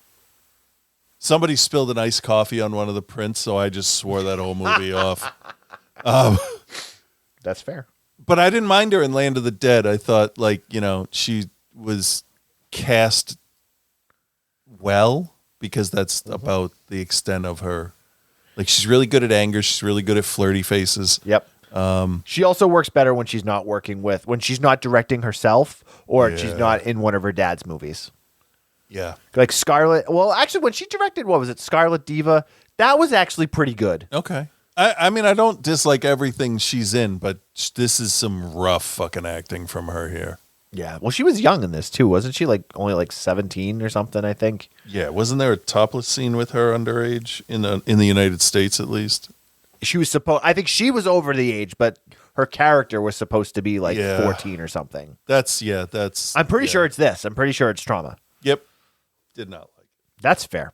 That's a fair one. Speaking of other films that we did not like. Yes. And I'm sure you'll agree with me on this. This is one that we watched. It was one of those Tubi. It was like the Tubi roulette where like Oh. Britt Eklund, beautiful, beautiful woman, not a very good actress. She was in this film from 1982 called Demon Rage, where she basically has an affair with a ghost. Yeah. And it's just so idiotic. fucking bad. Yeah. Like, it is so bad. I can't even, like, the husband character in it is just like ridiculous, borderline like domestic violence type guy. And you're supposed, but like as I was watching it, I had such a hard time even just paying attention to it because it's written so bad. And it's not like, I can't even say it's really slow paced. It's just not paced. There's no pace to it. That's a good point. Characters are unlikable. It's supposed to be like this psychosexual thriller, but there's no nudity. And I'm not like, hey, I'm looking for nudity. But I'm like, Right. if this is the movie you're making, Yeah. why is there no nudity? Even in The Entity with Barbara Hershey, when she was getting assaulted by the ghost, sexually assaulted by the ghost in that, like they brought nudity into it because it's kind of part of it. It's got to be brutal in order for you to believe the character's reaction. Yeah. It's like, it was really fucking bad. Yeah. Demon Rage. Yeah. Okay, moving back to favorites. Chris, your number 3. All right. Here's one I know we watched for the show because Oh, we'll see. I mean, I could have picked this on my own. It is absolutely a possibility, but I don't think I did. And I don't know. I must be in a mood because I'm going to go with Auntie Lee's meat pies. Okay. I don't know why, but that one stuck out to me. I have all these other things on here that I'm not going to get to, like Pathfinder and Delicatessen. Lamb is not going to make my list, but I'm going to go with Auntie Lee's meat pies because I think they knew what the fuck they were doing. Absolutely. 100% knew what they were doing. And I think they're just they just had, it looks like they had fun. And I like seeing Pat Morita and stuff. He's a great comedian. He's got some great line delivery in this. It's stupid, but it's light entertaining. I loved it. Yeah, it's not on my list, but I watching Pat Morita walk out of the house after he's like picking his teeth with the toothpick, and it's like, oh, you just ate a guy. So like, but you don't know it, and the women like seducing the guys. It was fun. They knew exactly what they were doing. Oh, 100% right. Yeah. It definitely lives. It owns the campground. It doesn't just rent some time at the camp. It's got part of it's franchised it out. Definitely. But being a comedy, it's like, guess what the pies are made of. There you go. Right. It's not a lot to it. But it's Karen Black, Pat Morita, so you know. Good stuff, man. I like that movie a lot. That's a good one for that's a good like horror movie party movie. Yeah. Okay, my number 3 favorite film that we reviewed from the last year. One that kind of was overlooked for many years, an Italian production starring Mel Ferrer, Glenn Ford, Lance Henriksen. Sam Peckinpah's in it. Shelley Winters shows up. Franco Nero is in it in this weird sort of like cult exorcist, chosen child omen type thing. The Visitor from 1979. Basically, the soul of this young girl. She has these kinetic powers, and she becomes basically becomes like what would be the Antichrist, unless the Catholic Church comes and is able to save her. Yeah. It's batshit crazy. It's over the top. It's insane. It's definitely one of those films when you watch it, like they're like a couple times where you're like, I'm pretty sure that stunt guy died. Yeah. Like there's that one specific scene of the guy on the motorcycle where the car hits him and he goes head first into the fucking car. Yeah. And I'm like, there's no way that guy can still walk if he's even breathing. Oh yeah. It's fucking batshit. Franco Nero plays this like Jesus Christ like figure, and it's like weird. It's real weird. It's real weird. I hate it when reviewers are like, what kind of drugs were they on? But it definitely feels informed by the popular perception of what an acid trip would be. Yeah, and it's because it starts off, it's so weird because it starts off in this weird like arty sense. Yeah. They're in this like, I guess it's like a snowstorm, but it's almost like it's like burnt ash like flying around. The character, the girl, she's supposed to be an alien, but maybe she's actually still human. And like the like cult that like runs the business world, it's batshit crazy, and it doesn't make a lick of sense. But also at the same time, it makes perfect sense, and it's fucking classic. My number 3 favorite film from last year that we covered on the show was The Visitor, which now brings us back to you, Chris, with the number 2 least favorite film that we reviewed from the last year. Yeah, let me ask you a question. Yeah, man. What's your favorite instrument? In terms like to play or just in general? Just if you had to pick an instrument to save the world, what would you pick? Obviously, it's heavy metal lead guitar. Yeah, right? Yeah. Not a flute? Not a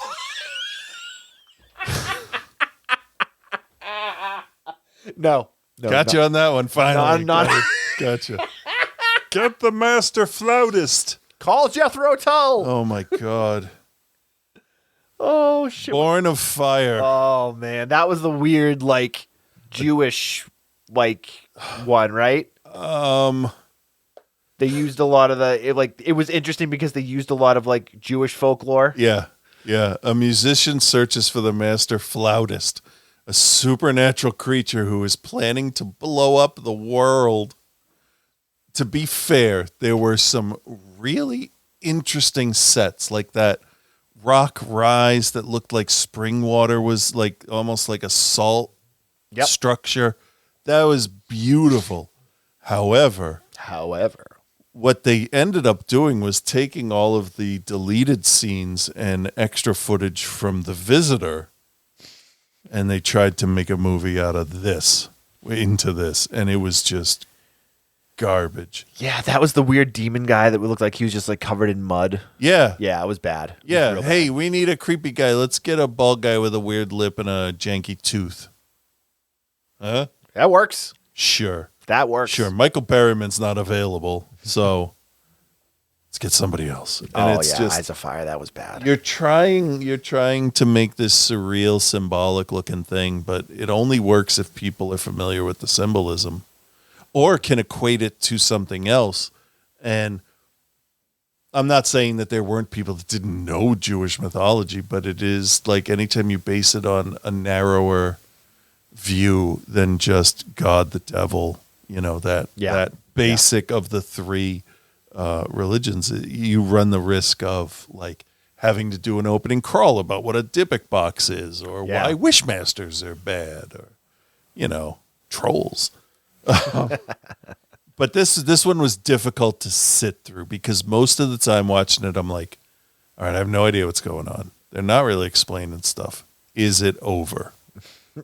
And it wasn't. Yeah. I think I'm still watching it. Yeah, it's the lack. It's so uninteresting is the issue. It's just uninteresting. Yeah.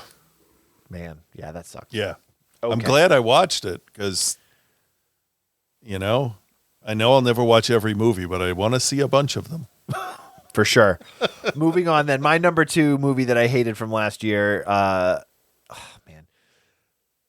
There is nothing I think that is more frustrating to me when I watch a movie than a film that just tries too fucking hard. All right. And I believe this was a Patreon pick. And it's one of the more mainstream films that we've covered. But I have a bone to pick with Spike Lee in general.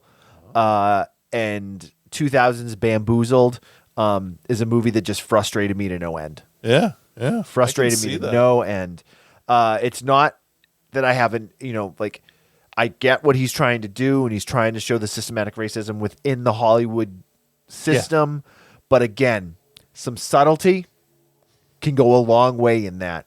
Yeah. When you're hit over the head with a sledgehammer that has a cinder block tied to it, it really just it almost does a disservice with what you're trying to do because I tune out. Yeah.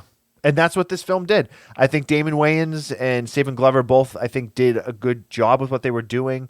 Michael Rappaport comes across like he could be be a complete racist in real life. Yeah. He's not though. He's cool. Complete opposite. Yeah. Which is great. Paul Mooney's good. So there's some stuff going on in this that I enjoyed, but just the Spike Lee hands all over it of just like, here, I'm showing you what's wrong, and you got to look at it. Oh, did you look at it? Here, I'm going to show it to you again.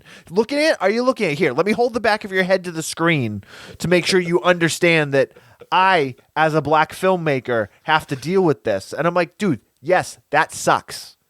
That sucks that you have to deal with that. Yeah. And as a, white, middle-aged, median type person, I can't begin to understand what that's like to deal with on a daily basis. Right. And also there's nothing you can do to affect it. Right. And I'm like, I do feel bad and I do understand that. Yeah. But like, chill the fuck out. And I know that's kind of like, I can't say that. It's a little counterintuitive being a white guy. Right. And being like, dude, but like the effectiveness of I should, as a white male, I should still be able to watch your movie. Right. And be like, yes, the plight of this is terrible. The plight of this sucks. But part of me minorities have been abused. Right. But part of me, as I watch it, I'm just like, you're not helping. No, the message he was trying to put through of using the racism to make money. He didn't craft anything from it. It was just, let's do this. That's held us down for centuries to make money.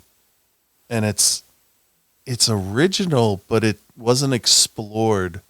Like they didn't do anything with the notoriety and fame they got to make anyone else's lives better. Right. Right. They didn't change the industry from the inside. They accepted it for what it was, and they just they made money for white people and then got mad when the deal they entered into worked out the way they were told it would. Yeah. Yeah. I understand artistic differences and creative differences. Absolutely. And understanding absolutely that you've sold your soul or part of yourself.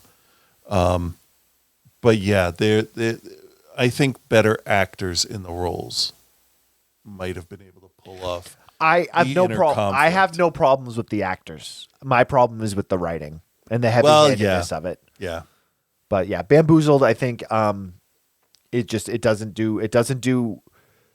does what he wants it to do, but then it's the like, hey, look at me.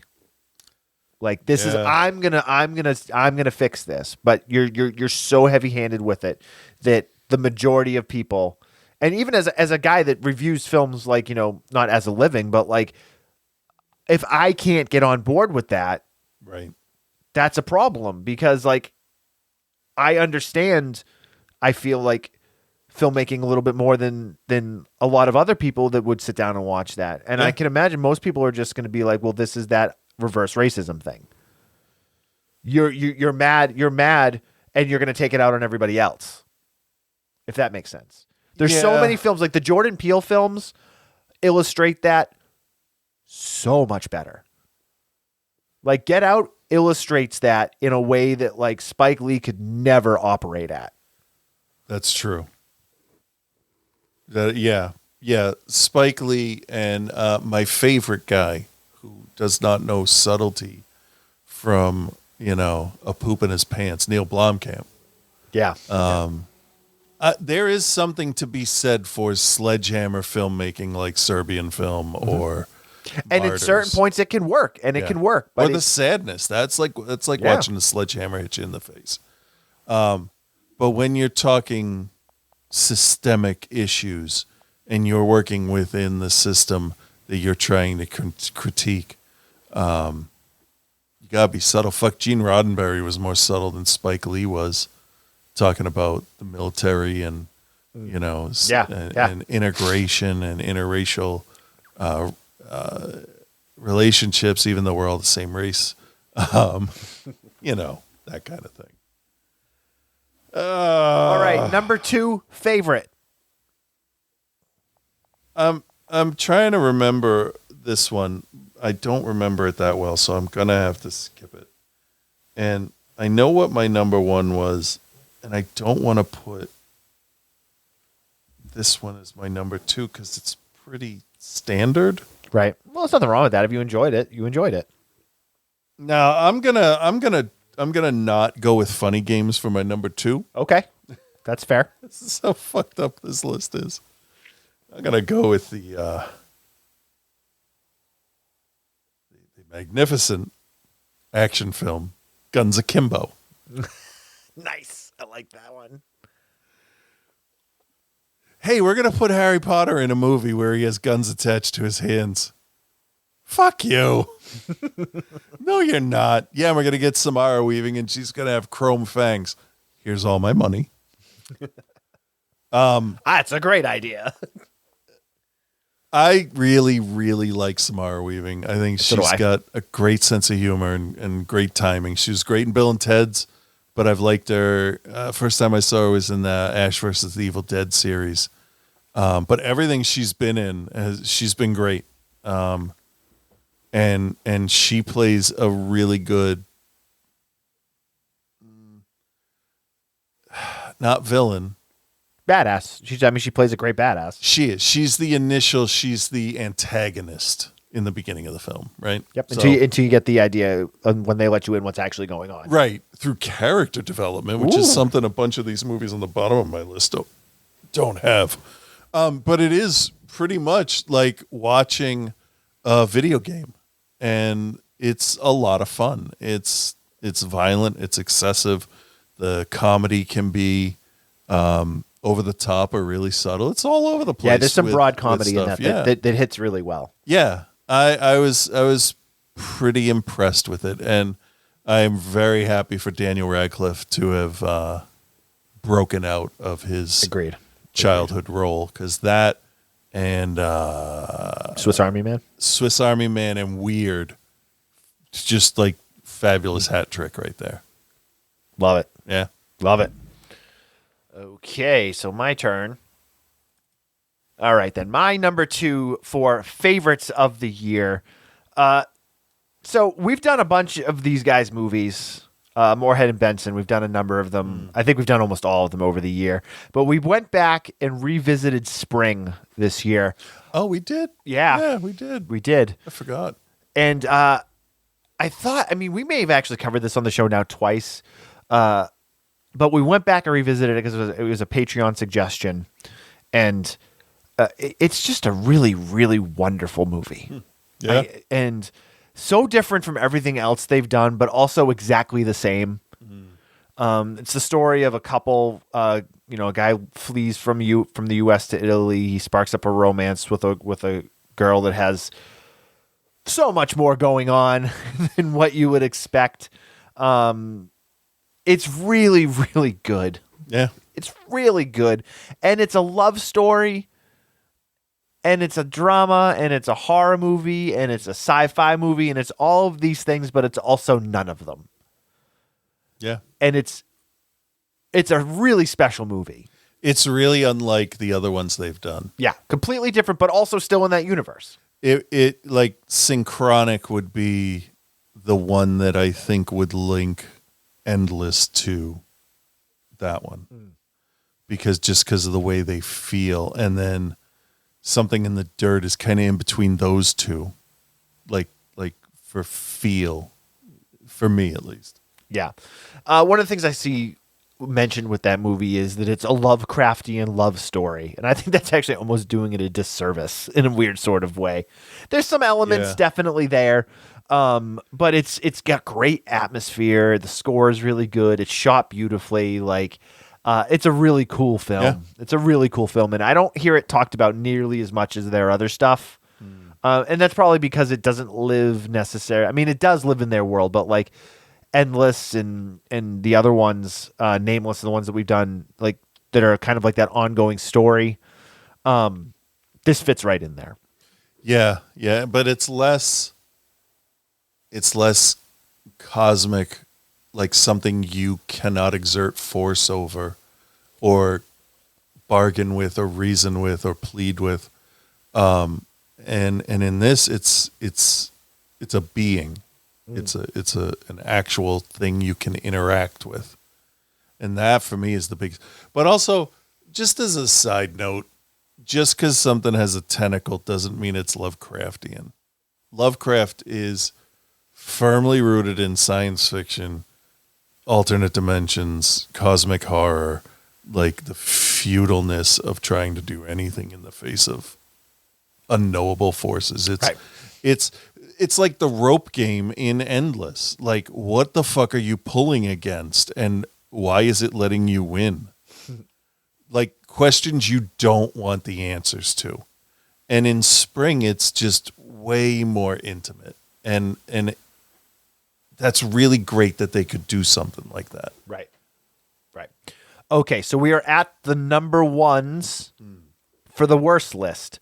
So we'll each give ours, and then I think we can each give a couple of honorable mentions for terrible ones. So what is the number one most hated review for you for the last year? Oh, I mean, I don't think it's even a fucking question because I was, yes. Oh, you're going to, Bark's here and he's got his arm on my arm. He's supporting me through this difficult time. You're going to need it, I think. You're going to help me get through having to talk about Bamboozled again? Oh, man, I didn't know. Are we going to do that? Fuck that movie and fuck Spike Lee. Fucking pretentious smartass thinks he knows everything. Mm-hmm. That's my biggest issue with him. Spike Lee made one fucking good movie. Old Boy? Do the Right Thing. Oh, yeah, no, that didn't even register. White Klansman I thought was good. Okay, but that's fair. Early in his career, he made one good movie and has been riding that fucking praise ever since. He might have made some other good stuff. I personally wasn't a big fan of his Malcolm X movie because it made Malcolm X look like a fucking brain-dead follower. I agree. And I'm really surprised that Denzel Washington was that far into endorsing a hero of his like that. I walked out of that and I'm like, he just said whatever the fuck they told him to say. He's not.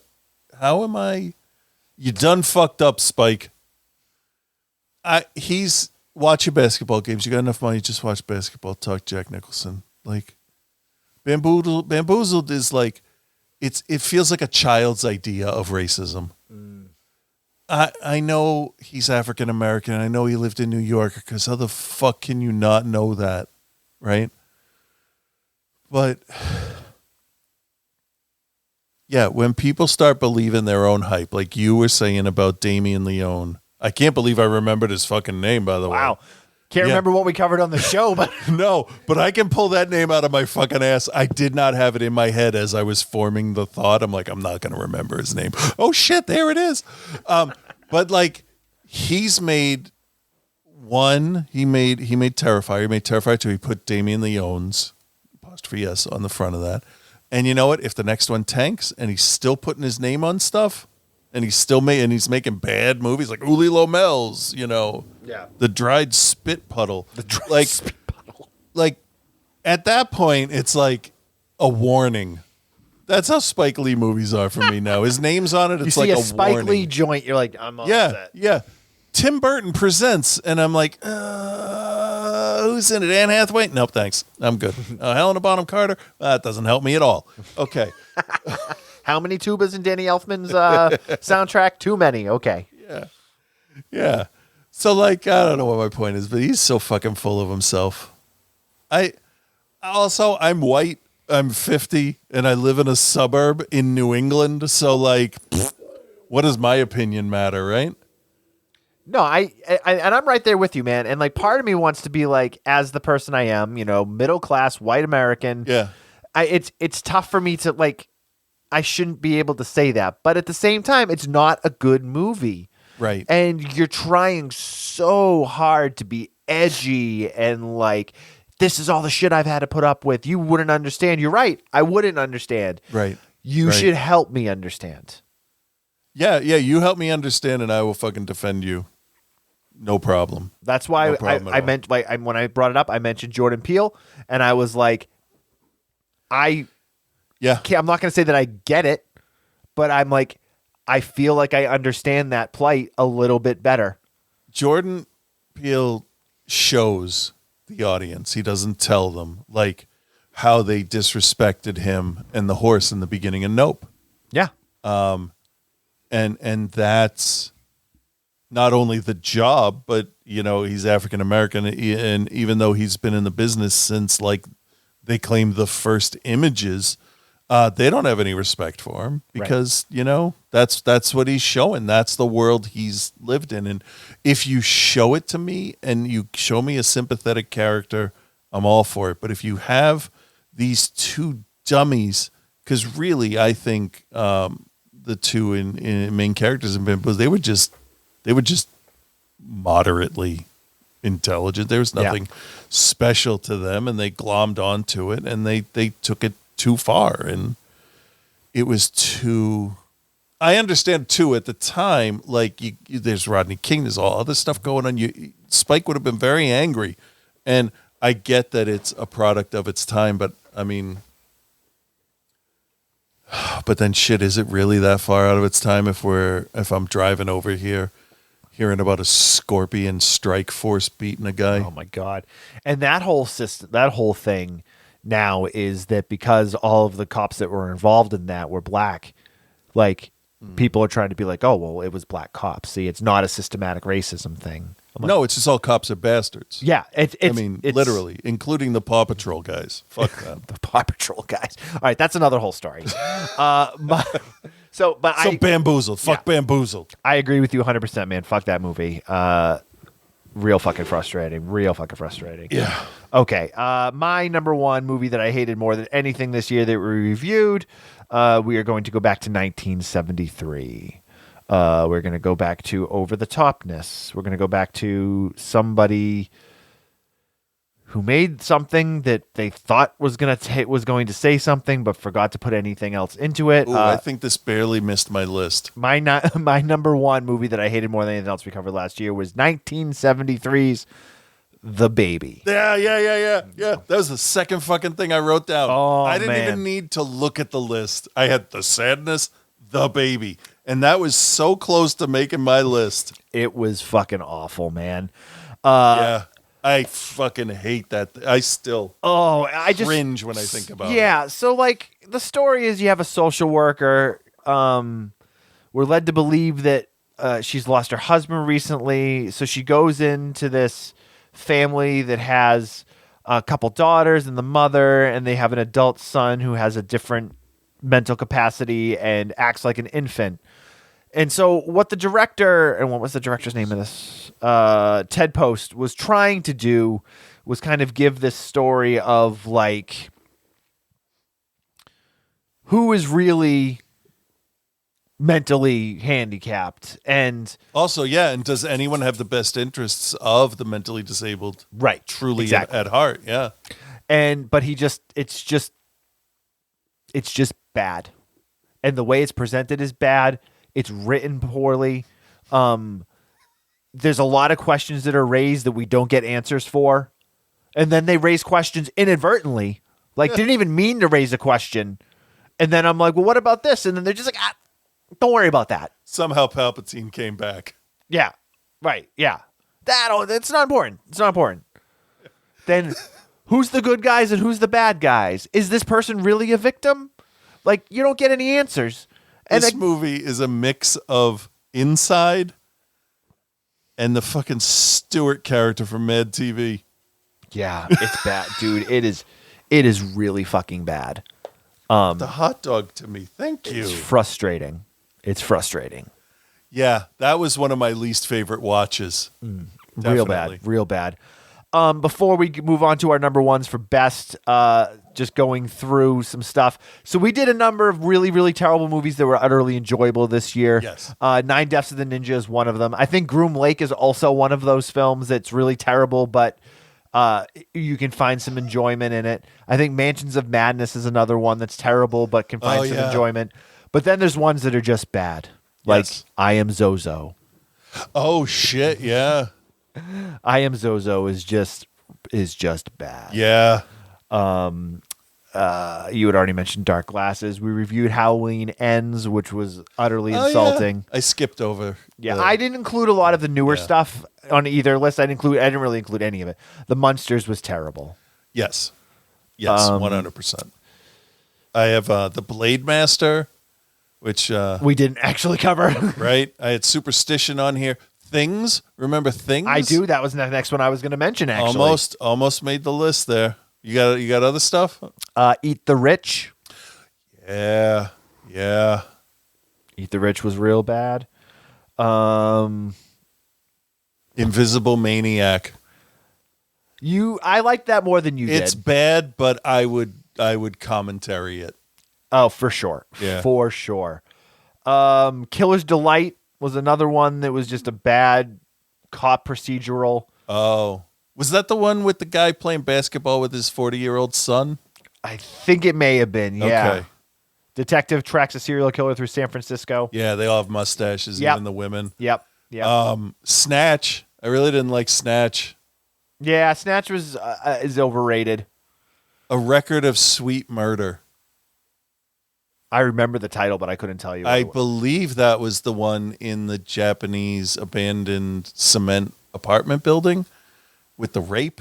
Oh, yeah. Yeah, fuck that movie. Yeah, that was rough. Summer Job.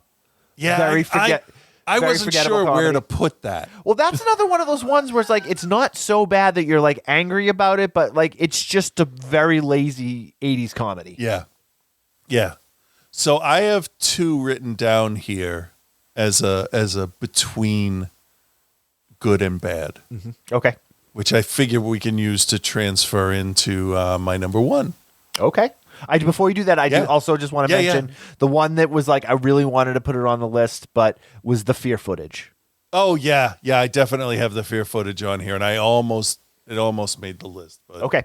All right. So give me these 2 and then transition to your number 1, I your have favorite. The Leech, I liked the lead. which was, I will never watch it again because it's that kind of situation that makes me uncomfortable. But good for them, it made me uncomfortable. Right. So it's one of those, yeah, great movie. Which is exactly the point of that movie, I believe. Yes, so good job. And obviously New York Ninja Love New York. and 9 Deaths of the Ninja are the in between ones. For you, does Groom Lake fall into that for you? Yeah, I totally forgot about Groom Lake. Yeah. Even though it was like just last week. I know. So my number 1, I'm going to go with another one that makes me uncomfortable, but it's so well executed, the way the characters move, interact. I think we may have the same number 1. Are we going with Borgman? Yeah, my number 1 is also Borgman. Wow. Yeah. I don't think that's happened. No, I don't think so either. We've had close, but Yeah. this was the one that stuck with me more than anything else we covered last year. It was him. It was Borgman, if that's his name. It was the actor himself. His look, just the way he moves his face subtly. He was phenomenal in that role. I felt like he was just going to fly off the handle at any second. 100%. What made this movie? I mean, it would be really a disservice to try to boil it down to like. Because I'm still not sure what it was about. It was about people that used people. Yeah. It was if they used people and then they took their children and they kept their cult or their covenant or whatever. Yeah. Like, and this is a really good example in comparison to some of the other stuff I was talking about with my other movies where you're not given answers. Right. But in right. this, it's okay that you're not given answers. Yeah, because you could be led to believe that they are just homeless people or they are modern day vampires or they're fallen angels or they're fallen angels that are devils or like that. But all of those are within reason in the story. It's not like any of that is a stretch. There's an operation that's done. Yep. That's almost like a lobotomy, but it's not done anywhere near the brain. It's almost like they operate on your heart and they remove people from your heart in a way. It's really strange. Yeah. And it's the good strange for me. I agree with that. It is a very weird film, but it's presented like masterfully. It falls into that same category of shit. This probably should have been on my list too. What was the one where the people showed up and then wouldn't leave? The Leech? Yeah, there wasn't another one like that. There might have been. Hold on. Well, Funny Games is like that. Yeah, there's actually, I guess I have an issue with people coming into homes. Let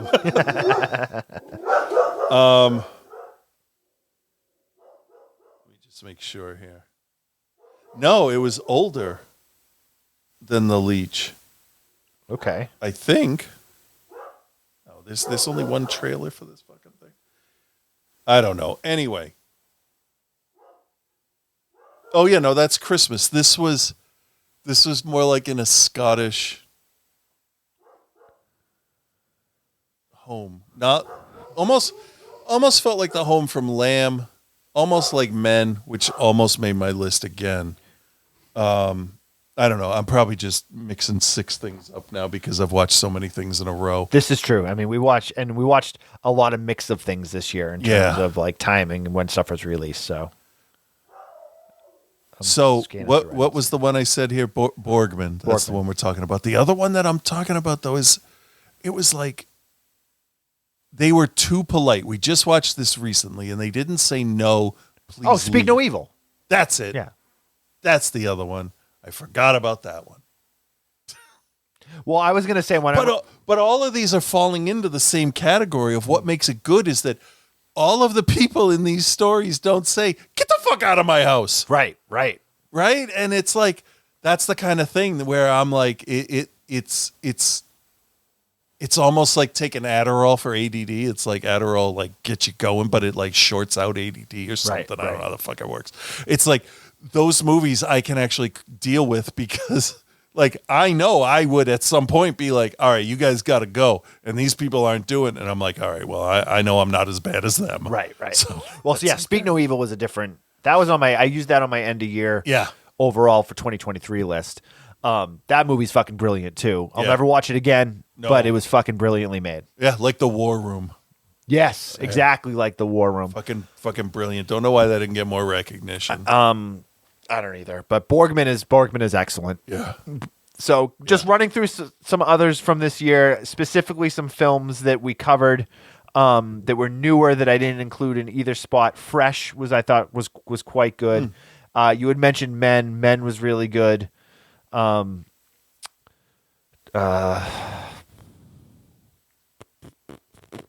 think that might be it for the newer ones. Like I really hated Terrifier 2. I didn't even put that on my list because I figured that's an end of year list. Yeah.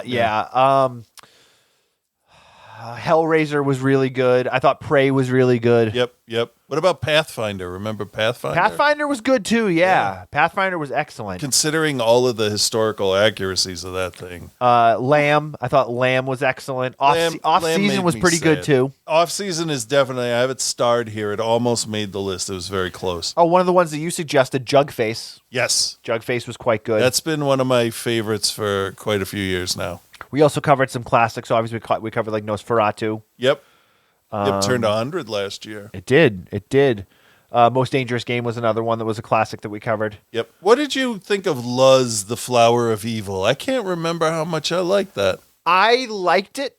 It was definitely style over substance because it was in the middle of nowhere in the woods of like Yeah. wherever. Like Hagazusa. Yeah, very much like that actually. Yeah. Knife and Heart was good too. I hated that movie. I liked it. Hated that. You know what? I hated that more than Bamboozled. I just could not take the characters were so sad to watch. Yeah. It just I mean, they called the fluffer the mouth. Come on. I know. I know. It just upset me. It's the only one I've ever stopped watching on the show. I just couldn't take that one. Obviously we did When did we do that other fucking everybody take LSD and we'll lock ourselves in? Oh, that was last year. That was Good, 'cause I don't Gaspar wanna talk Noé's. about Shit, what the hell is that called? Not Audition, but it's like Audition. No, it's because it was at the school. Like, we did Lux Eterna this past year. Yeah. What the hell is it called? I can picture it. Like Momentum. No, not Momentum. What's the last Gaspar Noé movie?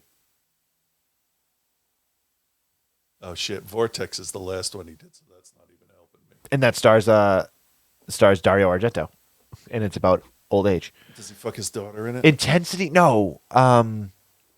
Climax. Climax. I see. I love Noé's stuff. Like I like Lux Eterna quite a bit too. So, but I know that's not your thing. I like how it looks. What I hated about Climax was that he shows you all the movies he's going to rip scenes off from in the beginning. Right. No, that's true. And Possession was one of them. And I'm sorry, there are some performances that I don't think you should touch. I agree with that. And Adjiani's performance in Possession is one of the best I've ever seen. I agree with that. So I think that just pissed me off. It's like, don't touch my favorite. All right. I'm going to read some stuff here. Yeah. Our buddy Andrew, who we haven't heard from in quite a while, and it was really nice to get an email from him, says, "Dear Lollipop and Macho Man." Nice Throwback there. I like it. A throwback to like 2 weeks ago. That's true. With any luck, I've timed this up. Travis is home. Travis is home. All right. With any luck, I've timed this just right and completely missed the recording of the 15th anniversary show because it broke. Because if I broke a 15-year habit, now that would just feel wrong. No, Andrew, you actually timed it perfectly. I had to just give you some email feedback to celebrate the special birthday because I know how much you've been clamoring to bring back the 3-hour segment at the end of every show where you play voicemails and enjoy reading long-ass emails. That's been over 10 years. I miss that. That's what he says. I do not. Some more feedback would not be the end of the world, but like having to do like over an hour of feedback, I'm not. I'm good. Right, I'm good. That's where Facebook picked up the slack for us. Yes, agreed. My big idea was going to be to make a top 6 list. I miss those also. I'm not going to lie. I miss some of the list shows for sure. Yeah. Of my favorite things about OTC, but I had another idea instead. So a couple of nights ago, I watched 9 Deaths of the Ninja, and I found myself automatically making a list of the films I wouldn't have seen were it not for your show and the community around it. So here's my completely unasked for top 6 list of films I would never have watched were it not for Outside the Cinema. I think it's a catchy title. That's a good idea. I like that. Number 6, 9 Deaths of the Ninja. That one's got legs, dude. I need to let this one bed in a little before I can evaluate it more properly, but I had a blast. I actually thought this was better than you guys made it out to be. Like I genuinely enjoyed it on its own terms way more than I should have. First off, as soon as I saw and heard those opening titles, I understood. This isn't trying to be a ninja film. It's a James Bond wannabe. Not a spoof or a parody, but a genuine attempt, I think, to make a cheap James Bond style thriller. It's all there. a standalone pre-title sequence full of explosions, a globe-trotting plot but more about set pieces than any and not having any kind of logic or sense. Honey Hump, the dancers, the whole sequence is a Bond title montage without the budget to do any of the montaging. The inappropriate theme song, play it out in full, of course. Yeah. The climactic battle in an underground base, the coda, yada yada. That said, it's a deeply weird film. Beginning with the first on-screen credit, Amirage Productions presents, and lo and behold, executive producer and former international tennis star Vijay Amirage himself, playing the part of Vijay Rankin, your Richard Iowata character. Nice. Just 2 years after, it had a fairly sizable role as Vijay alongside Roger Moore in the actual James Bond film, The Octopussy. It was a year before his cameo in Star Trek IV, and a role not given to an on-screen name, but which I'm willing to believe was probably Vijay. I'm reading so fast, I'm coughing over here. Excuse me. It seems that his younger brother, Ashok, also a former tennis player, was the driving force behind the production company, but switched from straight-to-video movies like this to the big time with Double Impact. Yes, that Double Impact. Yeah, we covered that on the show. We did. And he's gone on to produce some seriously good titles with his current production company, Hyde Park Entertainment. Yes, that Hyde Park Entertainment. Finding out all of this is, to me, almost as wild as Nine Deaths of the Ninja itself, and I never would have even known about it without OTC. That's fair. That's really interesting. Coincidentally, I'm currently reading a book to my daughter in which we found out the main character actually does have 9 lives, not like our man Lollipop. I mention it only because the world is a strange and wonderful place. I'll scoot through the rest of these more concisely. Honest, I will. Number 5, Road to Revenge / Get Even / Champagne and Bullets. Yeah. As soon as I saw that Vinegar Syndrome Blu-ray was coming out on your Facebook page, I blind bought it immediately, and I don't regret a single penny of it. Number 4, Savage Streets. I might have gotten around to this eventually, but Bill's recommendation pushed it right to the top of my humanly impossible to conquer watch list. So thank you. Number 3, Jodorowsky's Dune. Amazing documentary. I wouldn't have looked twice at it if it were not for you guys, even with Jodorowsky's name on it. His importance to me wouldn't be a shit if it wasn't for OTC and the aforementioned Mondo movie. Oh, I missed that show. I think one of those guys passed away. I have no idea. I don't know. Don't quote me on that. Number 2, Come True. There's something transcendent about Come True that's hard to explain. The main song by Electric Youth and Pilot Priest keeps popping up in my Spotify playlist at work, and I don't even need to rewatch it to be taken back to the film. I had never heard of it. I would never have heard of it if it wasn't for you guys. Oh, that's nice. And number 1, Dead Beat by Dawn. Yep. A complete surprise and delight. I bought the Slipcase Deluxe Arrow Blu-ray, with custom artwork based purely on the "I'm the best motherfucker in the world, man." Drop you always used to play. I did. I still have all those sound clips somewhere. He says he misses sound. I miss sound clips too, but I just can't. I can't. It was amazing when well spent, and I bloody loved it. Couple of special mentions: New York Ninja, Psychomania. He picked up the Blu-ray because of us. Black Dynamite. Oh yeah. This would have slipped under my radar. Instead, I made a special trip to Leeds to the esteemed Hyde Park Pictures house. No relation to the other one. Before I even had a car to catch a one-off screening on a Sunday afternoon, and it was worth it. Oh, nice. Thanks to you also, I have the German import Blu-ray of Borgman. Nice. Waiting for a chance for me to give it the time it deserves. Well, you just heard it. Chris and I both said that it was our favorite film of the year. So make sure you watch it sooner rather than later, dude. Seriously, thank you guys for hanging out. And I have so much hanging out with you guys. So much fun hanging out with you guys. The sense of community that seeps from your podcast makes watching films so much more enjoyable. I may not still be writing in every episode, or maybe once or twice a year to engage in that way, but I'm always listening still. Since week 1, happy birthday, Roadhouse, Andrew. What's going on? Nice. I don't know. Stop. Everything needs to be updated. All at once. That's nice. Thank you very much, Andrew, one of our longtime listeners and friends from the UK. Yeah. All right, let's play this. Guys, I'm so excited to hear you back in the booth. Bill BF, Mr. Chris, guess who it is? That's right. It's Jack Bennett. Oh, I love Jack. Jack Bennett. I used to see you all at Rock and Shock all the time. All the time. Directed music videos for Anthrax. Documentary about Galaxy Quest. Oh, God. Slick Jackie B. Yeah, That's right. It's I Slick know Jackie him. B. Calling in to say, I'm so happy to know that you're in the booth together. And I love hearing the banter. It's still there like it's been all this time. Chris, that thing you said to insult Bill was really great. I don't think he heard it, but the mic picked it up, so we all heard it. You know, see what I'm doing? I'm making it sound like I'm listening live and doing this live.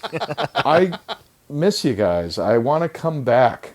And of course, the reason I haven't is because I've had nothing to plug. I got nothing going on, guys. Nothing at all. I wish I was there, except it would increase the length of your episode by 45 minutes? I was going to re-listen to all of the appearances before I did this, and then I look, and they're all over 2 hours long. Yep. How the hell did that happen?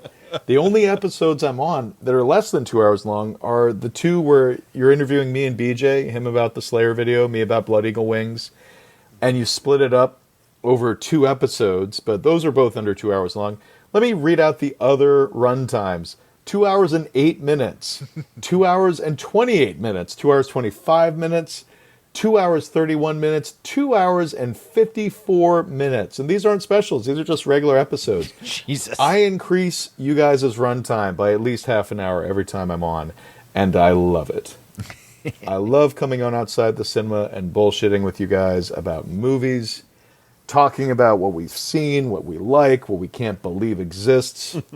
Here's some titles. Dead and Buried. Delirium. Remember that one? Yeah. Butcher Baker Nightmare Maker. Dario Argento's Inferno. We watched that one together. The Underground Banker, which we did for Crazy Asian April one year. Saturn 3, I Am Here Now. Oh, I am here now. Let Sleeping Corpses Lie. Return the Boogeyman. The Dark Half. I mean, some of them were good. Life Force. Yeah. Some of these were actually good movies, and some of them were I Am Here Now. We talked about doing a segment called Bill Made Jack Watch This. And I don't know, maybe we should revive it. I'd be into that. We hired I Joe just for that wanted to because you're call too in and busy. Tell you guys that I showed my girlfriend I Am Here Now the other night, Oh, no. and she hasn't left me yet. I I'm here now. love you guys. I just want to say it's a beautiful thing that you're still doing this show. I'm going to do this. I'm going to do something in this business that allows me to come on your show and give you the exclusive and have it actually mean something to more than, 3 or 4 people. You guys drive me.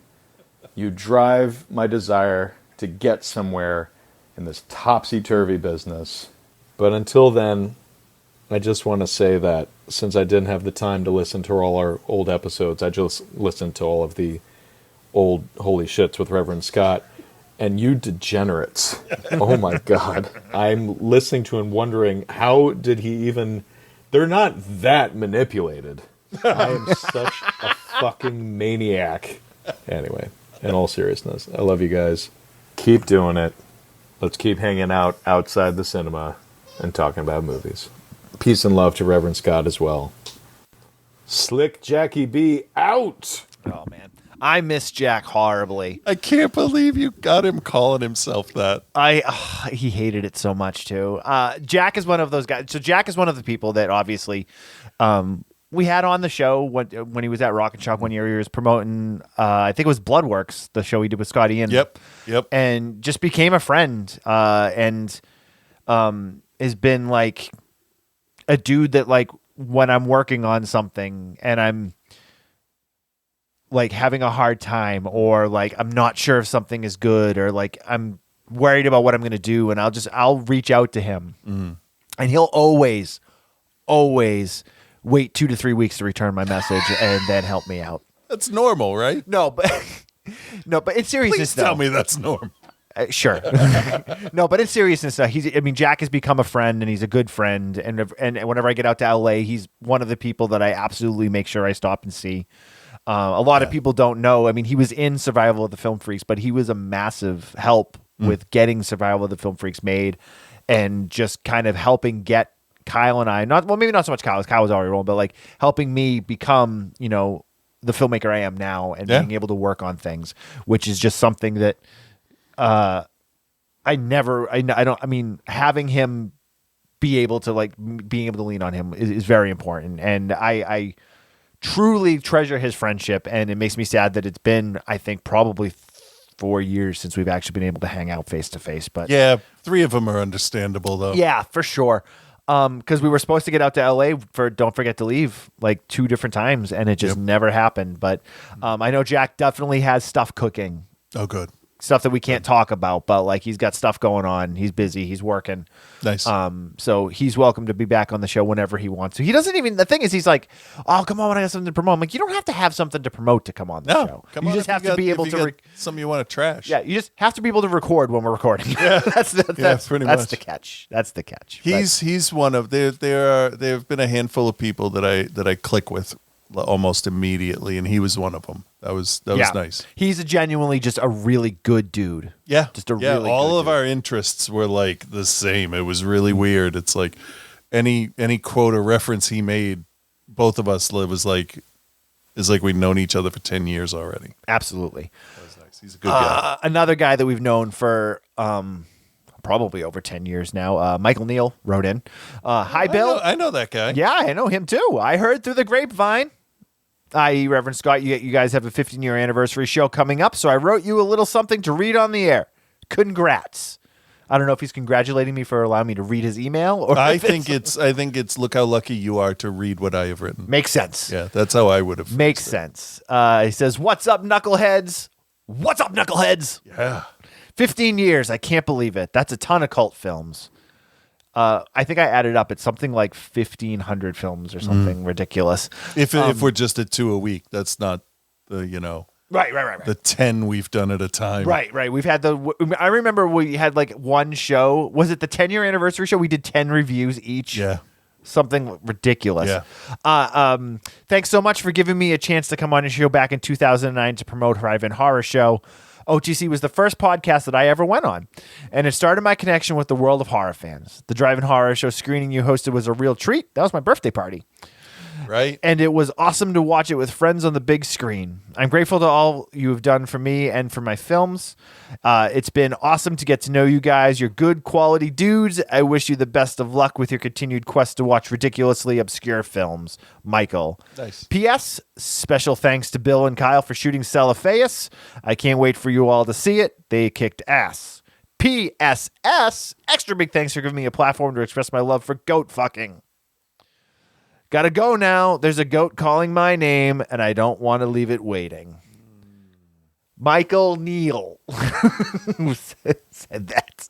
Yes. Yes. What movie was that? Isle of Death. Oh my God. Remember that? Yeah. It was a Greek island Yep. with goat fucking. Yep. Gross. And coincidentally, I was watching some behind the Between Two Ferns outtakes, and just yesterday, I was watching Paul Rudd, I think, make fun of Zach Galifianakis for being a yogurt-eating goat fucker. Nice. Yeah, Makes circle. sense. Makes sense. Full circle on the goat fucking. And we can't obviously have an anniversary episode without our good friend Mars. Right. So here's what he has to Why say. wasn't he with the rest of them? Because he doesn't do the show anymore. Happy anniversary, you sexy sons of a bitches. Ooh. I bet when you got fleas, you got itches. Like Bach Wahlberg. He doesn't itch. He's clean. And if he bites you, you'll get stitches. As you can see, I put a lot of work into this, as much work as my dad, Chris, has put into raising me. 0, sir. 0. Absentee. Yeah. My emancipation was the best thing I ever did. Well, don't blame me then. I love you guys. For a giant, outrageously big chunk of my life, when I went back and looked at it, you guys have been part of my a part of my life through a lot of shitty things and a lot of awesome things. Bill, Chris, thank you for still giving me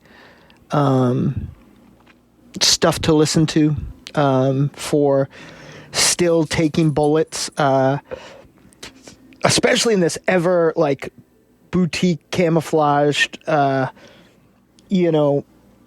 world we live in. I sometimes go back and listen to old episodes and see things our friends at Vinegar Syndrome made look awesome. And, but anyway, you guys are, in my opinion, for my podcast, love and the building of an incredible community.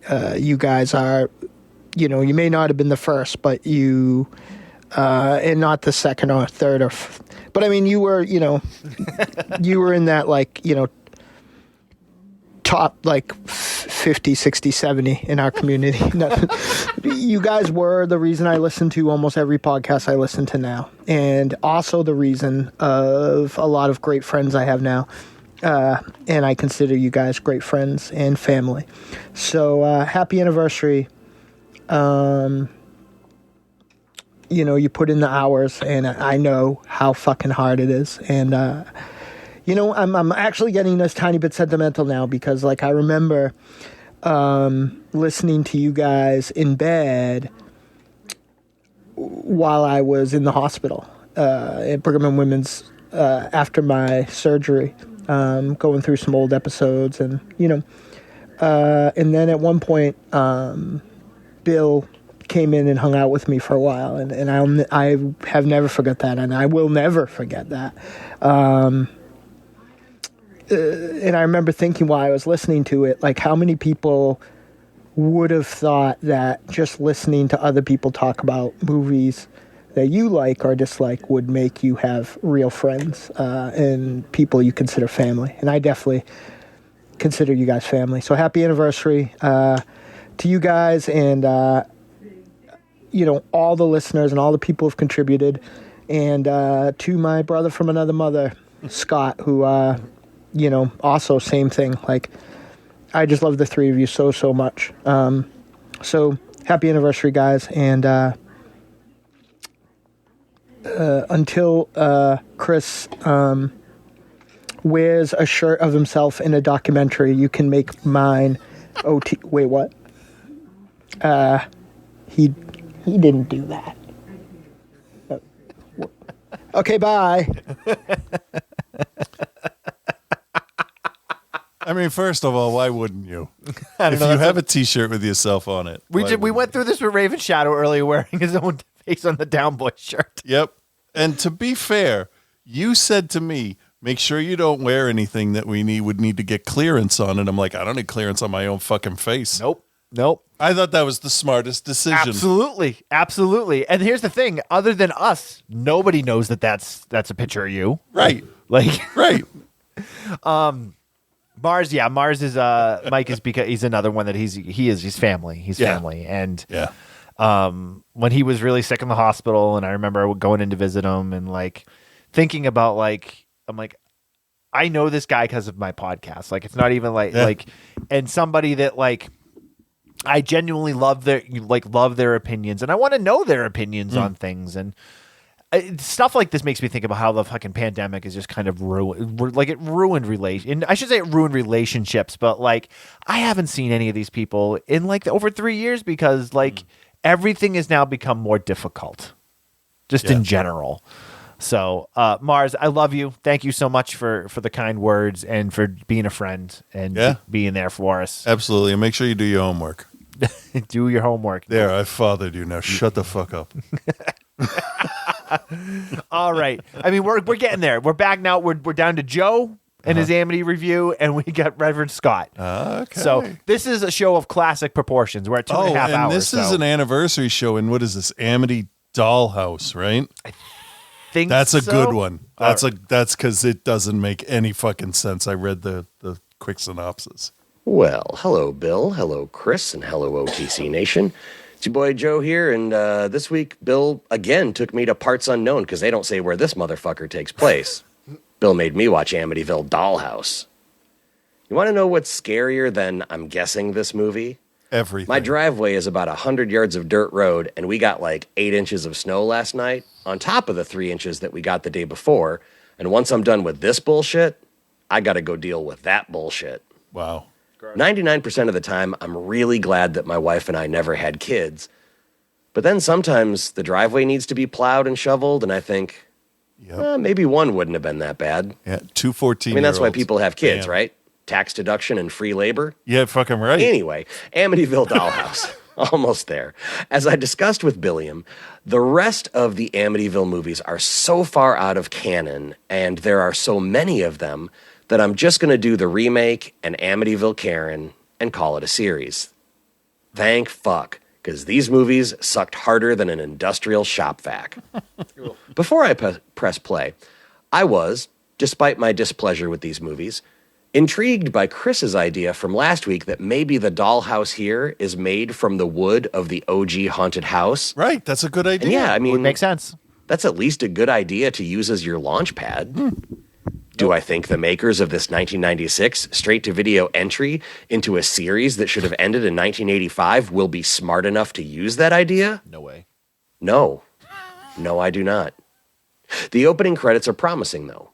We're going on a tour of the dollhouse, and it's like an exact miniature replica of 112 Ocean Avenue, Amityville, New York, 11701. Well, I guess if you actually want to be specific, we're going on a tour of a dollhouse based on 18 Brooks Road in Toms River, New Jersey. And it's actually really well done. Like, some craftsperson obviously took a lot of time to lovingly recreate the OG house in painstaking detail. Okay. Problem is, they did it for this movie.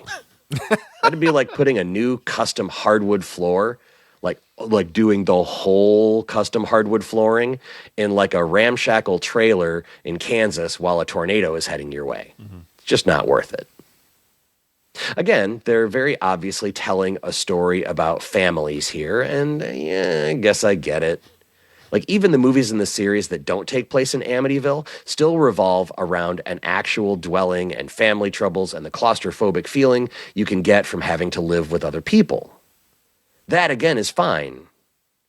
The other, again, is that whoever wrote this has either never conversed with another human being or just didn't give a shit about writing it. Step family, yada yada. One boy's a jock, the other one's a nerd. They clash. Great job, Aaron Sorkin. You really touched on the complexity of human emotion, having the jock twirling a football and walking into the nerd's room just to call him a nerd and leave. Well, you really covered all the bases there. Fuck. It's like you asked an AI bot to write an 80s TV movie. Okay. Wait. Hold up. We are in Pornhub territory again. Nice. At least this time they're not blood-related siblings, for fuck's sake. Okay. If I had more for energy fuck's and desire to do so, I would go back through all of my Amityville reviews, and look up exactly how many times I've said the word again. Because again, we get a family moving into a new place. Again, they are all on some level of asshole. Again, there's all sorts of family strife. And again, there's sexual tension, or at least attempted sexual tension, between family members. The mom and dad are getting scrumpy, and she's like looking over his shoulder at a picture of his shirtless teenage son, and then immediately gets to where she's going.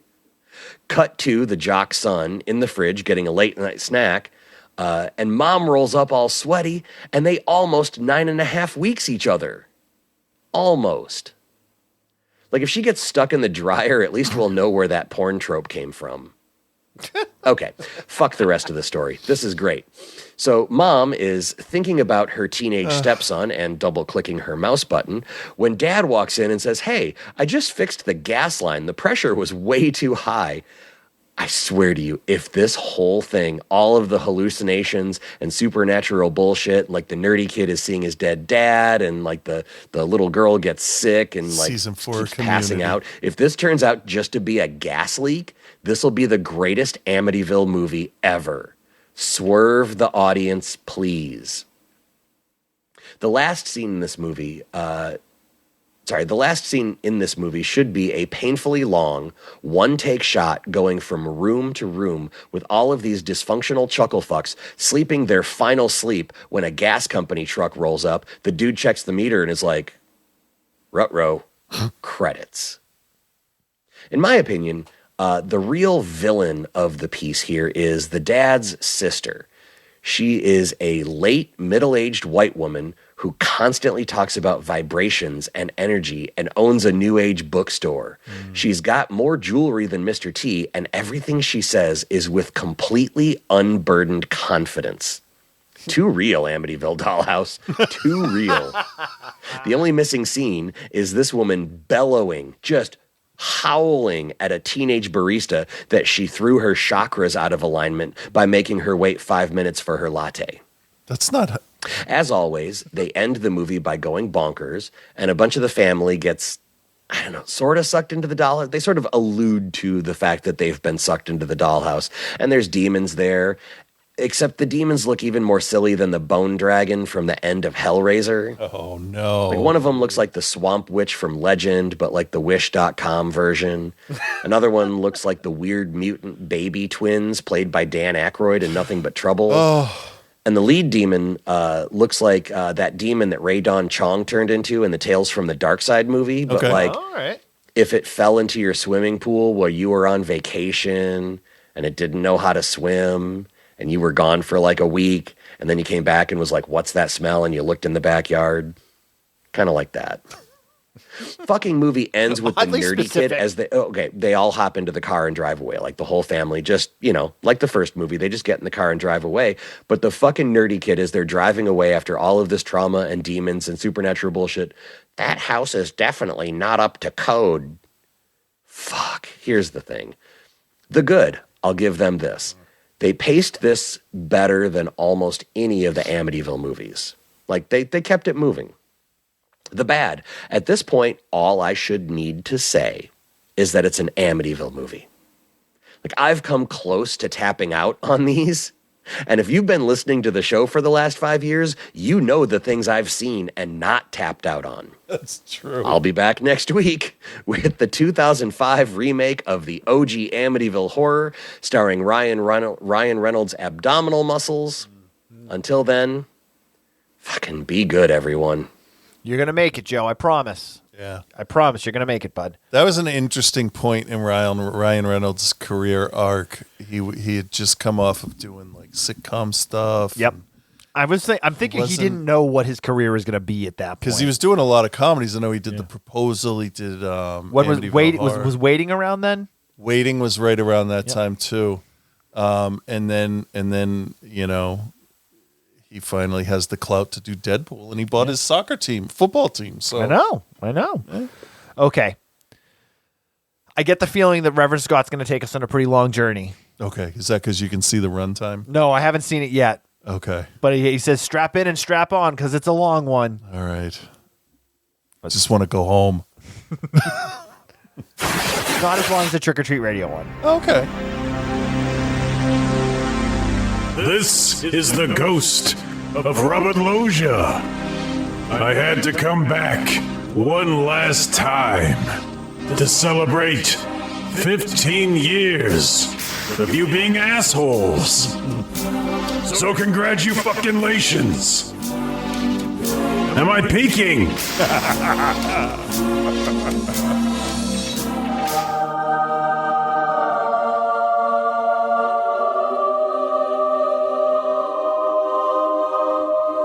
What? Yeah. Holy shit. Yeah. With Reverend Scott. Everyone knows that I make a joke of how much I hate our fans, but I literally do hate our fans.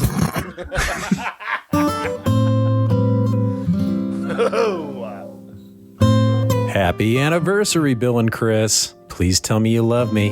And for the first time ever, I'd like to say this is Reverend Scott. All right, dude, I love you. And you have said that many times. Well, something I definitely haven't said before, that this is the 15th anniversary of Outside the Cinema. And it is a special day for more than one reason. Big deal. 15 years is a long time. And to celebrate, Chris is actually coming to the studio next week, and we're going to record together face to face for the first time since March of 2020, right? Yeah. Yeah. I can't believe it. Chris is actually live in the studio, and he's looking at Bill in person today for the first time in almost 3 years. And he's thinking, like, what is happening? What? No, I know that guy. That's the same guy. Just watch that guy. And then you're like, well, maybe not. Shit. And Bill is thinking, it is what it is. It is a product of its time, and it is what it is. Because of course it is. And this week, I'm going to partially follow tradition, talking about last week's reviews, and partially break tradition and talk about something I've never really discussed on my segment before. Ooh, mysterious. But you're going to have to wait to hear that. God damn it. Because first, I need to remind you of what you reviewed last week. 1999 was the year. Ravenous was the movie. And also, what you did wrong last week, such as the trailer for Ravenous. Ravenous, here is a quick trailer. Nope, we're going to go to an ad first. Cool. Yeah, if you say so. Anyway, I've actually seen Ravenous myself, but it was probably 20 plus years ago when it first came to home VHS. I was probably walking around on my local Circus Video and picked up the box and was like, who's this guy with like the menacing face? Of course, that was my boy, Guy Pearce. And he had to be on the lookout for those damn cannibals. Because once they got a taste of human flesh, they're all like, I want a whole bag of that. Which is understandable because of the curse of the Wendigo. And while I don't remember this movie vividly now, I remember liking it a lot back in the day, which is basically what Bill said as well. And that was likely due to Bill's past with also being a cannibal. It's not just I like to eat people. It's I like to eat people and it gives me superpowers. I'm going to give Ravenous a B+, and I'm going to give a review a B+ as well, which is nice to see zero shift in quality from the movie to the review. Speaking of a shift in quality, let us move on to 1983's Curtains. Ah, yes, an 80s slasher. Haven't heard about one of those before. Yeah, if you say so. All right, sure. And that's too bad, especially considering what Bill and Chris decided to review instead. I resisted for a long time the call of the McDonald's fries. But if they're made really well and you eat them soon after getting them, I think they're the best. Burger King, depending on who makes them, is a good second. But I don't know. I've always been a Sega to Nintendo, Pepsi to Coke, so I'm kind of Burger King's got onion rings. Burger King's onion rings are good. So I give Curtains a D, and I give the review a B-. Could have been an A review, but Wendy's has better fries than McDonald's. Can't you just agree with me? I cannot. But what I can do is move on to something I've never done on my segment before. This stems from a post on the OTC Facebook group earlier in the month from Ted Zepp. He commented, and I'll paraphrase here, Reverend Scott is obviously the best part of the show and mainly the only part I listen to, but I've never really heard anything about the process that goes into putting together one of his industry-leading segments of holy shit. I know he puts a ridiculous amount of time and work into those, more so than anyone in podcasting I'm aware of, and it is my lifelong wish to hear more about it. Paraphrasing. Well, Ted Zepp, after reading that, I immediately suggested to Bill that I come into the studio and talk about it in person.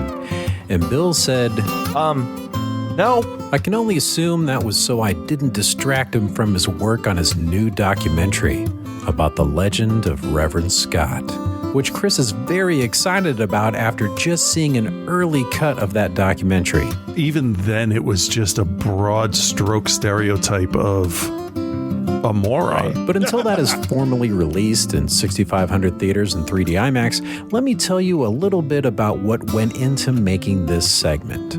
It started out with listening to last week's episode of the show, pausing it to take note of timestamps of quotes Bill and Chris say that I'll later want to pull from that show. So there's over 2 hours blown right there. And last week, I noted 17 quotes. But the week before that, during 9 Deaths of the Ninja, I noted 30. I do that on a notepad app on my phone now, but I used to do it on an actual small paper notepad. I still have those pages somewhere, which I will eventually auction off to the highest bidder and then give that money to charity, thereby ending world hunger. Does that make me a hero? I mean, I wouldn't say that. Listen, you're a hero in my eyes. But I digress. I next copy over the show audio to my computer, bring up the list of timestamps, and start pulling sound clips. I'll spend some time editing each clip just for volume and noise reduction, never changing the intent or spirit of what was said in any way whatsoever. Just listen to how clean and level this audio sounds. And obviously, I've never had to be in this situation. I've never had to use a dating app, but like, I'm pretty sure that if I did, the first thing I would do after somebody responds is send a picture of my dick to somebody. After I've pulled all my sound clips, I open up a text file and I write down the exact words of every single clip one at a time inside parentheses on the page. That way I can see what I have to use and can paste them in as I write the script. And I know you probably just assumed that I recorded all of this right off the top of my head, but I actually do have a script.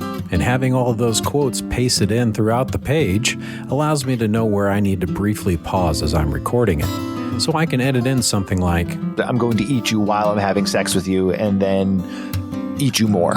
And speaking of the script, that's probably the most time-consuming part of the whole thing, because you can't rush perfection. Back in the day, this was especially tough because I would just talk about whatever the fuck I could think of from week to week, compared to now where I have a general idea of what I'm going to talk about already, covering last week's movies and something I've seen myself. I think this was a huge help for me to spend less time thinking about a topic and outline and spend more time on the content itself. It's just different. A huge paradigm change in quality. And this, I think, was a good start. This was a good experiment into different areas of storytelling. For sure. Exactly, Chris. And after I'm happy with my script, it's time to record my voice. There's that voice. That sweet, buttery voice. Oh, so smooth. This is the quickest part by far due to the fact that I can get everything right. First take, try. After that is your typical volume and level adjusting of my voice. Then I can edit in all the individual sound clips throughout the segment. After all that is completed, you got all the pieces to put everything together. I just have to combine it with my segment intro, some soothing background guitar from Andy McKee, a midnight seance to get the ghost of Robert Loggia to do the cold open for the segment, and you got yourself some holy shit. All in all, you're looking at about 5 hours or so on average, not including time spent listening to the show itself. And then you just rinse and repeat over 633 times for more than 12 years. I'd say that's time well spent, wouldn't you? Jesus fucking Christ, what a waste of time. But the 15-year anniversary, it's not about me. It's about you two, Bill and Chris. It's just too bad that I don't have any more time left to talk about you two. I'd love to tell you about how much this show means to myself and so many others, and how it keeps reminding me of my love for movies, good or bad. But if I talk more about that, I'll end up getting dry mouth or something, and nobody wants to feel that. This has got bad mouthfeel. Bad mouthfeel. Yep. So I hope you enjoyed this little peek behind the curtain on my process, and I hope you enjoy your 15-year anniversary. And Bill, I especially hope you enjoyed having Chris live in the studio with his crotch only an arm's length away. One of my favorite, like, indulgent things to grab. Done respectfully, with full consent, of course. That's actually fine. So until the next major milestone of episode 800, where I tell you how this whole process was bullshit and my entire segment is AI generated, happy anniversary, and peace and love, guys.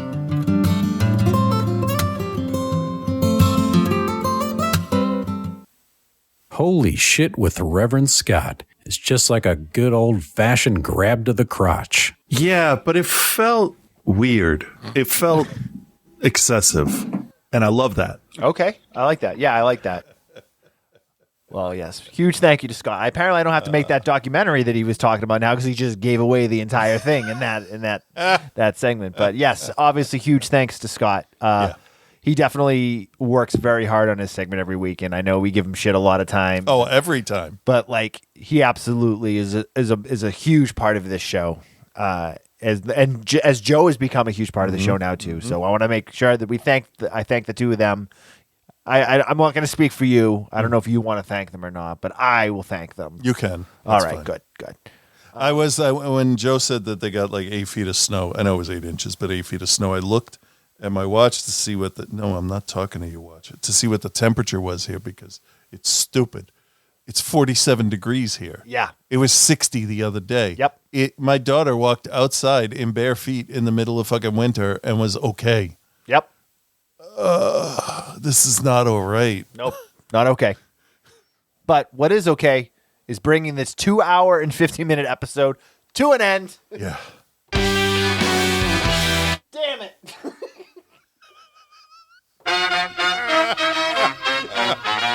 You would think you'd label the buttons by now. I had switched it to a different soundboard so I could use the rim shot and the little like transitions. Thank you guys so much for supporting the show all these years. I don't know why you do. I don't know why you still listen, but I appreciate it. It's very flattering. It is. I really 15 years in, I still have fun doing the show. So yeah. That's what matters. Thank you guys for everyone that sent in a segment, anyone that's posted on the Facebook group at any point, and a super uber special thanks to everyone that's part of our Patreon, because literally the Patreon is what keeps the show going at this point, because the show runs at a cost and it doesn't make sense to pay it all out of pocket anymore. So you guys literally keep the show running. So thank you so much to everyone that has signed up in the past. Even if you're not currently doing it, if you've done it in the past, thank you. If you're currently doing it, thank you. If you're going to do it in the future, we'll future thank you. So back to normal. Chris will go back to his hole in the wall. Maybe I can get him back out here at some point. I think we got to do a commentary. We can't. We got it. Commentaries we have to do in person. We can't do commentaries over. Yeah, we can plan that well ahead. Do it for live. Sure. For sure. That would be fun for sure. So let us know what commentaries you'd want us to do. Yeah, they'll be Patreon exclusive. So thank you guys so much for everything. Be safe and take care. Talk to you soon. Bye.